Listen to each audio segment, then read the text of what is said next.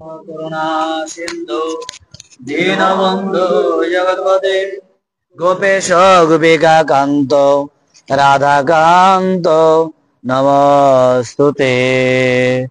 নমস্ত্রিকলসত্তায় জগন্নাথ সুতায় চ সবৃত্তায় সপুত্রায় সকলত্রয়তে নমঃ। পঞ্চতত্মাত্মকং কৃষ্ণং ভক্তরূপ স্বরূপকং ভক্তাবতার ভক্ত্যাখ্যং নমামি ভক্ত শক্তিকম। নম বৃন্দাবনং গুরুং কৃষ্ণং কমললোচনম বল্লভী বল্লভং দেবং রাধালিঙ্গিত বিগ্রহম। নম বৃন্দাবনং গুরুং কৃষ্ণং কমললোচনম বল্লভী বল্লভং দেবং রাধালিঙ্গিত বিগ্রহম। তপ্তকাঞ্চন গৌরাঙ্গী রাধে বৃন্দাবনেশ্বরী বৃষভানু সুতে দেবী তং নমামি হরিপ্রেম। বৃন্দা ওই তুলসীদেব বই প্রিয়া ওই কেশবস্য কৃষ্ণ ভক্তি পদে দেবী সত্তাবতৈ নম নম। ওম নমো ভগবতে বাসুদেবায় নম। ওম নমো ভগবতে বাসুদেবায় নম। ওম নমো ভগবতে বাসুদেবায় নম। শ্রী গৌরাঙ্গ শ্রী নিত্যানন্দ শ্রী অদ্বৈত চন্দ্র গদাধর শ্রীবাসাদি গৌর ভক্ত বৃন্দ শ্রীকৃষ্ণ চৈতন্য প্রভু নিত্যানন্দ হরে কৃষ্ণ হরে রাম শ্রী রাধে গোবিন্দ হরে কৃষ্ণ কৃষ্ণ কৃষ্ণ হরে হরে হরে রাম রাম রাম হরে হরে। জয় রূপ সনাতন ভট্ট রঘুনাথ শ্রীজীব গোপাল ভট্ট দাস রঘুনাথ। এই অষ্ট গোস্বামী করি চরণ বন্ধন যা হইতে বিঘ্ন নাশ অভীষ্ট বরণ বাঞ্ছা কল্পতরুভ্যশ্চ কৃপা সিন্ধুভ্য এব চ পতিতানাং পাবনেভ্যো বৈষ্ণবেভ্যো নমো নমো। সকল বৈষ্ণব শ্রোতার চরণ নমস্কার। কৃপা করে চরণ ধোলা শিরে দিন আমার। নারায়ণং নমস্কৃত্যং নরং চৈব নরোত্তমং দেবীং সরস্বতীং চৈব ব্যাসতত জয় মুদ্রেত নাং তিষ্ঠামি বৈকুণ্ঠে যোগিনাং হেদনা চ মদ্ভক্ত যত্র গায়ন্তে তত্র তিষ্ঠামি নারদ মুখং করোতি বাচলং পঙ্গুং লঙ্ঘয়তে গিরিম যৎকৃপাতমহং বন্দে পরমানন্দ মাধবম। এমন যে মুখ ব্যক্তি সে বাচলতা প্রাপ্ত হয়, পঙ্গুগিরি লঙ্ঘন করতে পারে যদি মাধবের অশেষ কৃপা হয়। রাধা মাধবের অশেষ কৃপা হয় আমরা শ্রী শ্রী রাধা গোপীনাথ জিউ মন্দির আঙিনা একত্রিত হয়েছে ভাগবতীয় কথার আস্বাদন করার পিপাসায় উপলক্ষ শ্রী হরিবাসর একাদশী তিথি নরোত্তম সংঘ কর্তৃক আয়োজিত হয়ে চলছে। হরিবাসর একাদশীতে সেই হরিকথা শ্রবণ কীর্তন। যাই হোক, আজ বিশেষ তিথি হরিবাসর একাদশী তিথি। তাই হরিবাসর তিথি আপনারা জানেন যে এই হরিবাসর অর্থাৎ হরির সাথে বাস করা। এখানে শুধু না খেয়ে থাকা না, নির্জলা রয়েছি বা অনুকল্প পেয়েছি, পেয়ে পঞ্চশস্য বর্জন করে আমরা ব্রত উদযাপন করছি, শুধু এইটুকু না। এই ব্রতের মাহাত্ম্য হচ্ছে যে না, এই শুধু না খেয়ে থাকা না, এখানে আপনাকে সাধু সঙ্গ করতে হবে। এই দিন ভাগবত সঙ্গ। তো বলতে পারেন যেখানে সুযোগ সুবিধা নেই, যেখানে নেই তাহলে সেখানে নিজে নিজেই করতে হবে, নিজে নিজেই করতে হবে। আর যেখানে সুযোগ সুবিধা আছে সেখানে সাধু সঙ্গে যাওয়াই শ্রেয়, শ্রেষ্ঠ বিধান। কারণ এই দিনে সাধু সঙ্গ করতে হবে যতটুক পারেন, যতটুক সম্ভব। অনেকেই 5টার আগেই এসে গিয়েছেন, 5টার আগেই এসে গিয়েছেন। কেউ এসে বলছেন তাহলে কি পাঠ হবে না, এসে দেখছেন কিছুই মানে কোনো ব্যবস্থাপনা নেই। 5টার আগে 4:30 এসে গিয়েছেন। নিয়মও তাই, ভাগবত আসার আগেই আসতে হয়, নিয়মও আছে, ভাগবত আসার আগেই আসতে হয়। তো যিনারা এসেছেন তো তিনারা ভাগবতের জন্য এসছেন, যেহেতু ভাগবত আপনাদের মঙ্গল করে, দিয়েছেন, মঙ্গল হবেই। আজ না হোক কাল, হয়তোবা এই জগতে পাবেন না, পরজগতে হলেও এটা পেয়ে যাবেন, পাবেন। এই যে জাগতিক জগতের ব্যাংকের যে হিসাব, এটা এক সময় আপনি না থাকলে এটা শেষ করে ফেলবে স্ত্রী, পুত্র, পরিজন, নাতি নাতকর, আত্মীয় স্বজন, বন্ধু বান্ধব, যাকে নমিনি দিবেন সে শেষ করে দেবে। কিন্তু ভগবানের ব্যাংকে যদি কিছু জমা রাখেন, অর্থাৎ এই ভক্তিরূপী যদি সম্পদ জমা রাখতে পারেন, তাহলে এই সম্পদ আপনার জন্ম জন্মান্তরের জন্য বাধা হয়ে থাকবে। এইটা কখনোই শেষ হবার নয়, শেষ হবেও না, শেষ হবে না। কারণ এই জাগতিক জগতের সাথে পারমার্থিক জগতের এইখানেই পার্থক্য, এখানেই পার্থক্য। আপনি, আমি, আমরা প্রত্যেকেই বুঝি, জানি, যারা একটু হলেও সাধুসঙ্গ করেছেন, যারা একটু হলেও সাধুসঙ্গ করেছেন, সদ্গুরু কৃপা নিয়ে জীবন পথে অতিবাহিত করছেন, চলছেন, তারা কিন্তু জানেন, বলার কিছু নেই। এরপরেও বলে যাওয়া, হ্যাঁ, যদি কারো সেই ভগবান কৃষ্ণের কর্ষণ হয়ে যায়, কৃষ্ণ কর্তৃক কর্ষণ হয়ে যায়, আকর্ষণ, সেই আকর্ষণ শক্তি যদি আপনাকে নিয়ে আসে, আকর্ষণ করে নিয়ে আসছে বলে আপনারা আসতে পেরেছেন। আজকে একে বাজারের বার, আর একে আবহাওয়াটা মেঘাচ্ছন্ন, কারো কারো চিন্তা যে যাব, আবার বৃষ্টিতে যদি আটকে যাই, সংসারে রাজ্যের এত কাজ কিভাবে করব, আসতে বিলম্ব হয়, অনেক সময় পাঠেও কি পাঠক পাঠ ছাড়েন দেরি করে, তো আজকের দিনটাও খারাপ, আচ্ছা না যাই, উপবাস থাকার কথা, উপবাস তো রয়েছি, হ্যাঁ রয়েছি, তো উপবাস তো রয়েছি, তো আজকে দিনটাও খারাপ, শরীরটাও বেশি ভালো না, মেজমেজ করছে, এটাও একটা রোগ, মেজমেজ করা, বুঝছেন, শরীর মেজমেজ করে। এটা ডাক্তারের ভাষায় কোনো মেজমেজ কোনো রোগ নাই, ডাক্তারের ভাষায় এই রোগ নাই, আমরা এটাকে বানায় ফেলছি। কি করতেছে, শরীরটা মেজমেজ করে, হ্যাঁ, এই রোগ। এখন এই রোগের যদিও চিকিৎসা নিতে যান, কোনো ডাক্তার নাই এই জগতে, কোনো ডাক্তার এই চিকিৎসা দিতে পারবে না, হ্যাঁ, দিতে পারবে না। যাই হোক, তাহলে বলছে এটা নিজের কাছেই।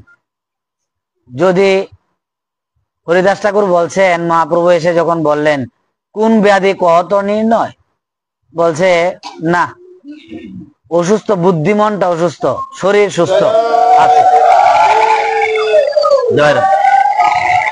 কি বললেন,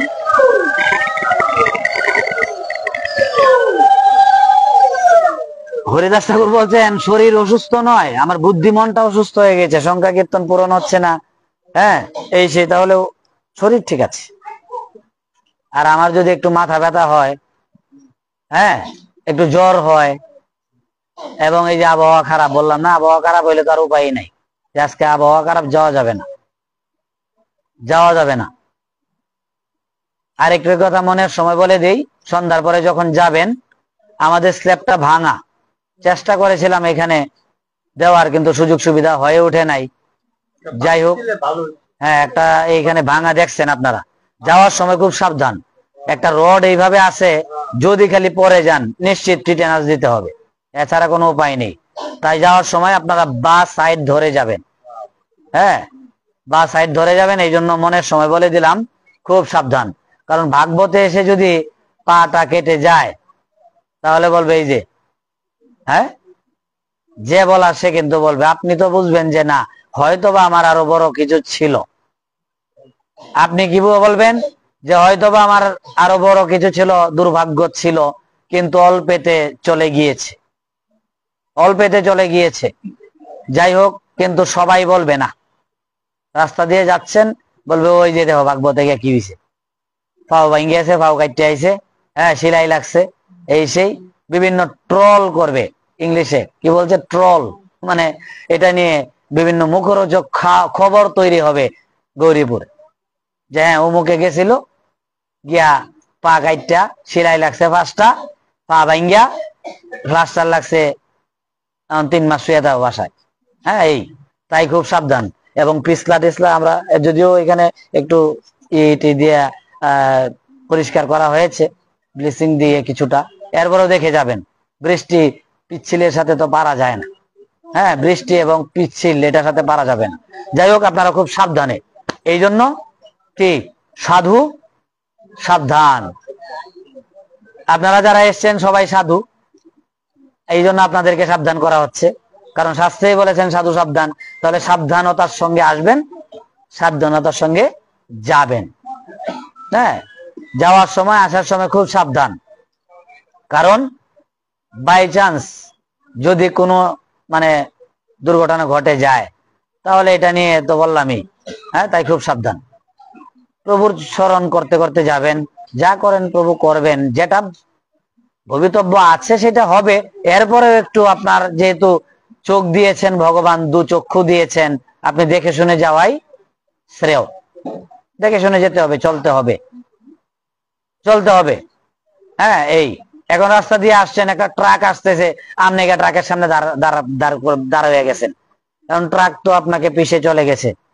সব ভগবানের ইচ্ছা না, ভগবান তো বলে দেন আপনি ট্রাকের সামনে গিয়ে দাঁড়িয়ে থাকেন, ট্রেনের নিচে পড়ে যান, ভগবান বলেন নাই। এটা কিন্তু আত্মহত্যা। হ্যাঁ, এই আত্মহত্যা পাতকের কোথাও জায়গা নাই। হ্যাঁ, তাই কি আপনাকে যেহেতু বিবেক বুদ্ধি আত্মসংযম সবকিছু দিয়েছেন ভগবান, মনুষ্য কোলে জন্ম দিয়েছেন, তাহলে সেইখানে আপনার বুঝে শুনে চলাই উচিত। তাই বলা কথাটা। যাই হোক, আজকে হরিবাসর একাদশী তিথি, আপনারা কৃপা করে এসেছেন। সর্বাগ্রে শ্রী গুরু পাদপদ্মে অনন্ত অনন্ত কোটি দণ্ডবত প্রণতি জানাচ্ছি। উপস্থিত শ্রদ্ধেয় ভক্তমণ্ডলী, পূজনীয় বৈষ্ণববৃন্দ, ভক্তিমতী মা ভগিনীগণ, সকলের চরণে করজোড়ে প্রণিপাত জানাই। নিতাই গৌর প্রেমানন্দে। হরি হরি বলমন হরি বল। ক্ষমা চেয়ে নিচ্ছি দৃশ্যতাপূর্ণ আচরণের জন্য, কারণ এখানে বসার বিদ্যা ভজন, বিদ্যা ভক্তি সাধন ভজন যোগ্যতা কিছু আমার নেই। তদুপরি গুরু কৃপাহি কেবলম বসিয়ে দিয়েছেন, কৃপা রাখবেন, যতটুকু কৃপা করবেন ততটুকু আস্বাদিত হবে। জয় শ্রী রাধেশ্যাম। আমাদের এই অধমের দ্বারা কীর্তিত হচ্ছে শ্রীমন মহাপ্রভুর মহান শিক্ষা শতকম। এই গ্রন্থ থেকে আমরা 6 নম্বর শিক্ষা মহাপ্রভুর, সেটার থেকে আলোচনা চলছিল। তো সেই 6ষ্ঠ শিক্ষাতে মহাপ্রভু কি বলেছেন তা নিয়ে আজকেও আমরা যেভাবে ভাগবতকার সাক্ষাৎ দেবেন সেভাবে আমরা একটু আস্বাদন করব। আমরা গত হরিবাসর তিথিতে আলোচনা ছিল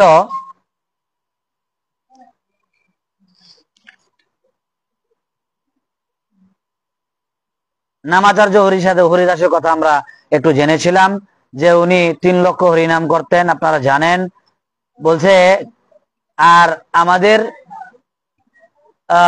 সর্বশেষ কথাটা ছিল, ওই দিনও বলছিলাম, কোথায় জানি বাগানবাড়ি শিল্পীদের বাসায়। এখন আজকেও সেই প্রশ্নটা আবার ফিরে আসছে। বলেন সর্বশেষ আমরা কোথায় ছিলাম, কি কথাটায় ছিলাম, কে বলবেন? বলেন সর্বশেষ কি কথায় ছিলাম, কারো মনে আছে? অর্থাৎ আমরা নাম করব, নামটা যেন স্বয়ংক্রিয় ভাবে হয় আমার মধ্যে, স্বয়ংক্রিয় ভাবে, অটোমেটিক হবে। আপনাকে বলতে হবে না হরিনাম করো, আপনাকে বলতে হবে না হরিনাম করো, জপমালা নিলেই হরিনাম করার বলার দরকার নেই। কি হরিনামের জপমালা ছাড়াও আপনি নাম করতে থাকবেন সর্বক্ষণ, এটাকেই বলা হচ্ছে স্বয়ংক্রিয় ভাবে হরিনাম করা। আমরা গত একাদশীতে এইখানেই ছিলাম, যেটাকে ইংরেজিতে বলা হচ্ছে অটোমেটিক্যালি এটা হয়ে যাবে। আর বাংলায় বলা হচ্ছে স্বয়ংক্রিয় ভাবে আপনি এমন ভাবে হরিনাম করবেন, এমন ভাবে জপ তপ করবেন, ভজন করবেন, যেটা আপনাকে বলে দিতে হবে না কাউকে। হ্যাঁ, অনেক সময় আমরা বলি যে কি হরিনাম করেছ, জপ হয়েছে, এটা বলার দরকার নেই, কারণ কি স্বয়ংক্রিয় ভাবে হয়ে যাচ্ছে। হ্যাঁ, তাহলে এইখানে আমরা ছিলাম যে এই যে হরিদাস ঠাকুর যে নাম করতেন, এরকম উনার ভিতরেও এই স্বয়ংক্রিয়তাটা এসে গিয়েছিল। সর্বক্ষণ উনি হরিনাম করতেন। তাহলে যদি আপনাকে একবার নামে পেয়ে বসে, তাহলে আপনি এটা না করে থাকতে পারবেন না। ওই দিনও বলেছেন মহাপ্রভু বাহ্যক্রিয়া গিয়ে জিহ্বা ধরে রেখেছেন বাহ্যক্রিয়া গিয়ে। তাহলে গোপাল গুরু পঞ্চম বর্ষ বর্ষীয় বালক, সে বলেছে যে না, কখন কোথায় কি হয়ে যাবে আমরা কেউ বলতে পারি না, কেউ বলতে পারি না। এর মধ্যে মোবাইলে দেখলাম প্রাইভেট কারের মধ্যে বর নিহত, স্ট্রোক নাকি হার্ট অ্যাটাক করেছে প্রাইভেট কারের মধ্যেই। এটা কুমিল্লা গৌরীপুর, আমাদের গৌরীপুর না, এটা গৌরীপুর, কিন্তু কুমিল্লা গৌরীপুর। অনেকে এটা নিয়ে আমি পরে খোঁজ নিয়ে জানলাম যে এটা বলছে অনেকেই যে আমাদের গৌরীপুর। আমি বলছি না, আমাদের গৌরীপুরে তো দেই না। পরে খোঁজ নিয়ে দেখলাম যে না, এটা কুমিল্লা গৌরীপুর ঘটনাটা। তাহলে দেখেন, সে যাচ্ছে একটা শুভ কাজে যাচ্ছে, কিন্তু দেখেন কে জানতো যে তার মৃত্যু দেবতা এই প্রাইভেট কারে এসে উপস্থিত। যখন যেভাবে হওয়ার সেটা হবেই, কেউ ফেরাতে পারবে না। বিধির বিধান না যায় খণ্ডন, বিধির বিধান যেটা করে রেখেছেন সেটা হবেই। এটার থেকে উত্তরণ পাওয়ার উপায় সবার থাকে না। ইচ্ছা মৃত্যু সবাই পায় না, ইচ্ছা মৃত্যু বর সবাই পায় না। পিতামহ ভীষ্ম পেয়েছিলেন। হরিদাস ঠাকুর ইচ্ছা মৃত্যু বলেছেন, আমি তোমাকে সামনে রেখে তোমার চাঁদ বদন দর্শন করতে করতে, তোমার নাম করতে করতে চলে যাব। ডঙ্কা পিটিয়ে চলে গেলেন হরিদাস ঠাকুর। চলে গেলেন, রাখতে পারে নাই ভগবানের শক্তি নাই, ভগবান এত শক্তিমান, সর্বশক্তিমান। পৃথিবীতে এমন কোন শক্তি নাই যে ভগবানকে থামাবে। এই পৃথিবীতে কেন, অনন্ত কোটি বিশ্ব ব্রহ্মাণ্ডে এই শক্তি নাই, কারো শক্তি নাই যে ভগবানকে থামাবেন। কিন্তু দেখেন, ভক্তের কাছে ভগবানের শক্তি ফেল, উনি অসহায়। ভক্তের কাছে ভগবান অসহায়। কেমন ভগবান? ভক্তের মর্যাদা রক্ষা করার জন্য ভগবান বলছেন, আমি কি, যে করে আমার আশ আমি তার করি সর্বনাশ। এরপরও যদি না সারে পাস, আমি হই তার দাসের দাস হয়ে যাই। ভগবান বলেছেন, আমার মুখের কথা না। তাহলে ভগবান এমন কৃপা পরবশ হয়ে ভক্তের জন্য ভগবান কতটুকু করেন, এটার দৃষ্টান্ত অনেক রয়েছে। তাহলে হরিনাম স্বয়ংক্রিয়ভাবে যদি হয়ে যায়, হাঁটিতে চলিতে ফিরিতে খাইতে বসিতে যথা তথা নাম লয় সর্বসিদ্ধি হয়। নামের এত শক্তি, নাম ভগবান, নামই অভেদ। এই নাম 16 নাম 32 অক্ষর, আর ভগবান কোনো ভিন্ন না। আপনি যদি নাম প্রভুর আরাধনা করেন, সেই ভগবানের আরাধনাই হবে। নাম প্রভুর আরাধনা করছেন, এরপরেও ভগবানের আরাধনা হবে। কারণ কি, ভগবান নাম রূপে এই জগতে বিরাজমান। ভগবানের নাম নিচ্ছেন, ভগবানের নাম করছেন, হরিনাম করছেন, মানে ভগবানের নাম করা হচ্ছে। কারণ ভগবান বলেছেন, যেখানে আমার ভক্তগণ আমার নাম গুণগান কীর্তন করে, যেখানেই, এটা সাধু সঙ্গেই হোক অথবা একা একাই হোক, বাসায় বসে করছেন, সাধু সঙ্গ করার সুযোগ হচ্ছে না, সুযোগ নাই, তারা কি করবেন, বাসায় বসে করবেন। তাহলে সেটাও কি, সেই ভগবান সেখানেই বাস করবেন, সর্বত্রই আছেন। এরপরও বিশেষভাবে ভগবান বলে দিয়েছেন, যেখানে আমার ভক্তগণ নাম গুণগান কীর্তন করে। এই জন্য তো সাধু সঙ্গের ব্যবস্থা, এই জন্যই সাধু সঙ্গের ব্যবস্থা। সাধু সঙ্গে আসতে হয় কেন? শাস্ত্রের বচন, শাস্ত্রের কথা, শাস্ত্রের বাণী, এই জন্য আসতে হবে। নচেত আসার দরকার ছিল না, বাসায় বসেই হয়ে যেত। কারণ কি বলেছেন, সঙ্গে শক্তি কলৌ যুগে। এই নরোত্তম সঙ্গ কেন করা হয়েছে? এই যে ভগবানের কথাটা, শাস্ত্রীয় কথা ফলপ্রসূ করার জন্য এই নরোত্তম সঙ্গের সৃষ্টি। নরোত্তম সঙ্গ কেন হয়েছে? বিভিন্ন সংগঠন, বিভিন্ন সঙ্গ কেন হয়েছে? এই জন্যই হয়েছে, ভগবানের কথা রক্ষা করার জন্য, শাস্ত্রের কথা রক্ষা করার জন্য। যে সঙ্গে শক্তি কলৌ যুগে, সঙ্গেই শক্তি এই কলি যুগে। বাসায় বসে আপনার আমার হয় না, আমার হয়ে ওঠে না। এই কারণ বাসায় এই তো জানেনি সংসার, হ্যাঁ সংসার, স্ত্রী পুত্র পরিজন কন্যা আত্মীয় স্বজন বন্ধু বান্ধব সহ একবারে একটা বিশাল অবস্থা। আর যদি সাধু সঙ্গে আসেন তাহলে কিছুক্ষণের জন্য হলেও এই সকল কিছু থেকে ভুলে থাকা যায়। আবার যখন ভাগবত পাঠ শেষ তখন আবার শুরু হয়ে যায় সেই যাওয়ার জন্য, হ্যাঁ বাসায় যেতে হবে, বাসায় গিয়ে কাজ টাজ আছে। বিশেষ করে মায়েদের চিন্তা বেশি, অনেক চিন্তা, হ্যাঁ যে গিয়ে বাসায় গিয়ে কাজ করতে হবে, বিভিন্ন কত কাজের শেষ নেই। ঘুম থেকে ওঠার পরে ঘুমানোর আগ পর্যন্ত অনেক কাজ সংসারের। এই জন্যই বলছেন সংসার যার কোনো সার নাই, যার কোনো সীমা পরিসীমা নাই, যাকে মানে ভগবানকে ভজন না করলে ভগবানকে পাওয়া যাবে, কিন্তু সংসারকে ভজন করলে সংসার পাওয়া যাবে না, অর্থাৎ সংসার আপনাকে আমাকে আমাদের কাউকে মুক্তি দিতে পারবে না। যতই আমরা সংসার ভজনা করি না কেন এই সংসার থেকে চলে যেতে হবে। আর যদি এই চলে যাওয়ার আগে একটু সাধুসঙ্গ করা যায় তাহলে এই সাধুসঙ্গটা, এই যে আজকে মঙ্গলবারে যে একাদশী, সেই পবিত্রা একাদশী একজন পোস্ট করেছে পুত্রদা একাদশী, এবং পুত্র লাভ কামনায় আজকের একাদশী করে। পর আমি লিখছি দুঃখিত, জয় রাধে, দুঃখিত, আজকে পুত্রদা একাদশী না, পবিত্রা একাদশী। একাদশীটার নাম হচ্ছে পবিত্রা, আর লিখছে পুত্রদা। আমাদের গরিপুরের এক ভক্ত উনি লিখেছেন, পোস্ট করেছেন। যাই হোক, তাহলে কি বলেছেন, তো সেই আপনি এই যে আজকে একাদশী মঙ্গলবারে সেই পবিত্র একাদশী আপনি উদযাপন করেছেন, সাধু সঙ্গে এসেছেন, চিত্রগুপ্ত কিন্তু লিখে নিয়েছেন, আবার কেউ পদ্মিনী লিখেছেন।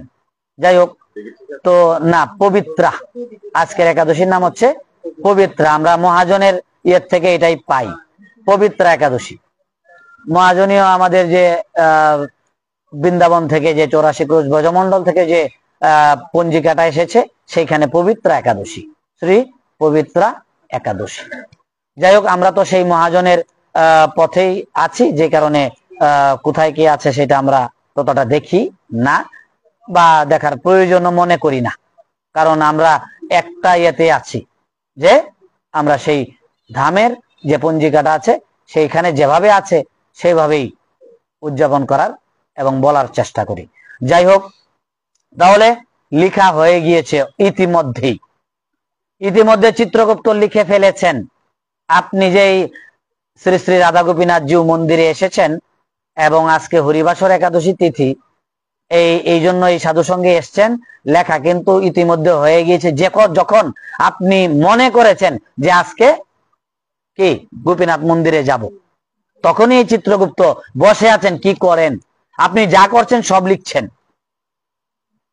কম্পিউটার ওনার কাছে ফেল, কম্পিউটার পারবে না চিত্রগুপ্তের কাছে। কোটি কোটি লোকের সব পাপ পুণ্য সকল কিছু এক হাতে লিখছেন। কেমন লোকটা? কম্পিউটার যার কাছে ফেল।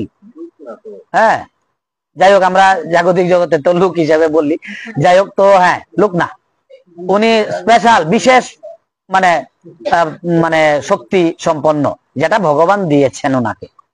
এটাও ভগবানই দিয়েছেন, ওই চিত্রগুপ্ত মহাশয়ের কোনো ক্ষমতা নাই। যদি ভগবান নিয়ে নেন এই বিশেষ ক্ষমতাটা, তাহলে উনি হয়ে যাবেন ক্ষমতা শূন্য, পাওয়ারলেস, কোনো পাওয়ার থাকবে না, হ্যাঁ, হাত চলবে না। এই যাই হোক, কি বললেন? তাহলে লিখে ফেলেছেন। যারা এসেছি আমরা প্রত্যেকের লেখা হয়ে গিয়েছে। এটা এই জন্মে হোক বা পরবর্তী জন্মে হোক, বা পরবর্তী জন্মে কোনো না কোনো জন্মে আপনি এটার ফল পাবেনই, এর কোনো অন্যথা হবে না, হতে পারে না। শাস্ত্র যদি ঠিক থাকে, যদি মহৎ বাণী ঠিক থাকে, তাহলে অবশ্যই আপনি আজ না হোক কাল এটার সুফল আপনি পাবেন। যদিও ভক্তরা এই ফল চান না, যিনি নিষ্কিঞ্চন ভক্ত তারা কোনো ফল চান না। বলছে কৃষ্ণকে ভালোবাসো কেন? বলছে ভালো লাগে তাই বাসি, আর কোনো হেতু নাই, অহেতুকি ভালোবাসা এটাই শ্রেষ্ঠ। আপনি যে ভগবানকে ভালোবাসবেন, ভগবানকে ভজনা করবেন, যদি অহৈতুকী ভালোবাসা হয়, ভজনটা অহৈতুক হয়, কোনো কারণ নাই, তাহলেই সেটা শ্রেষ্ঠ ভজন। আর যদি আমার মতো চাওয়া পাওয়া থাকে, কামনা বাসনা থাকে, তাহলে এটাকে কখনোই শ্রেষ্ঠ তো নাই, এটা কোনো পর্যায়েই পড়ে না, পর্যায়ে পড়বে না। যদি আপনি কামনা বাসনা নিয়ে, এরপরেও শাস্ত্র বললেন হ্যাঁ কামনা বাসনা নিয়ে হোক, যেভাবেই হোক, যে যেভাবে ভজনা করে, যে যথমাম প্রবদ্ধন্তে, হ্যাঁ যে যেভাবে আমাকে ভজনা করে আমি তাকে সেভাবেই তুষ্ট করি, ভগবান শ্রীকৃষ্ণ গীতায় বলে দিলেন, গীতায় বলে দিলেন। তাহলে ভগবানের বাণী, ভগবান বলছেন যে যেভাবে, সমস্যা নেই। হ্যাঁ, কাম লাগি কৃষ্ণ ভজে, যাচে বিষয় সুখ, অমৃত ছাড়ি বিষ মাগে, এ বড় মূর্খ। এটা বড় মূর্খ। তাই যেজন কৃষ্ণ ভজে সে বড় চতুর। যিনি চতুর তিনি এই কি কোনো ফল আশা করেন না, তিনি কোনো ফল আশা করেন, যা হবে যা করো গৌরাঙ্গ হরি, হ্যাঁ যা করো কোনো সমস্যা নেই, আছি আছি, এই আছি বলে লেগে থাকতে হবে।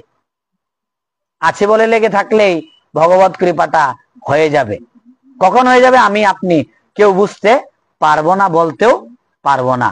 যদি এটা বলা যেত তাহলে হ্যাঁ আর কেউ এই ভগবত ভজনে প্রবৃত্ত হতো না। শত শত বৎসর যাবৎ এই ভগবত ভজনে লেগে আছেন, হ্যাঁ সত্যযুগে হাজার বৎসর, হাজার হাজার বছর, কারণ 1,00,000 বছর পরমায়ু, হাজার হাজার বছর তপস্যা করেছেন। যদিও এখন আমাদের পরমায়ু 100 বর্ষ, কিন্তু এরপরেও গড় আয়ু আমাদের বাংলাদেশে সম্ভবত 70 বা 69 এরকম মনে হয় এটার মধ্যে আছে। হ্যাঁ হ্যাঁ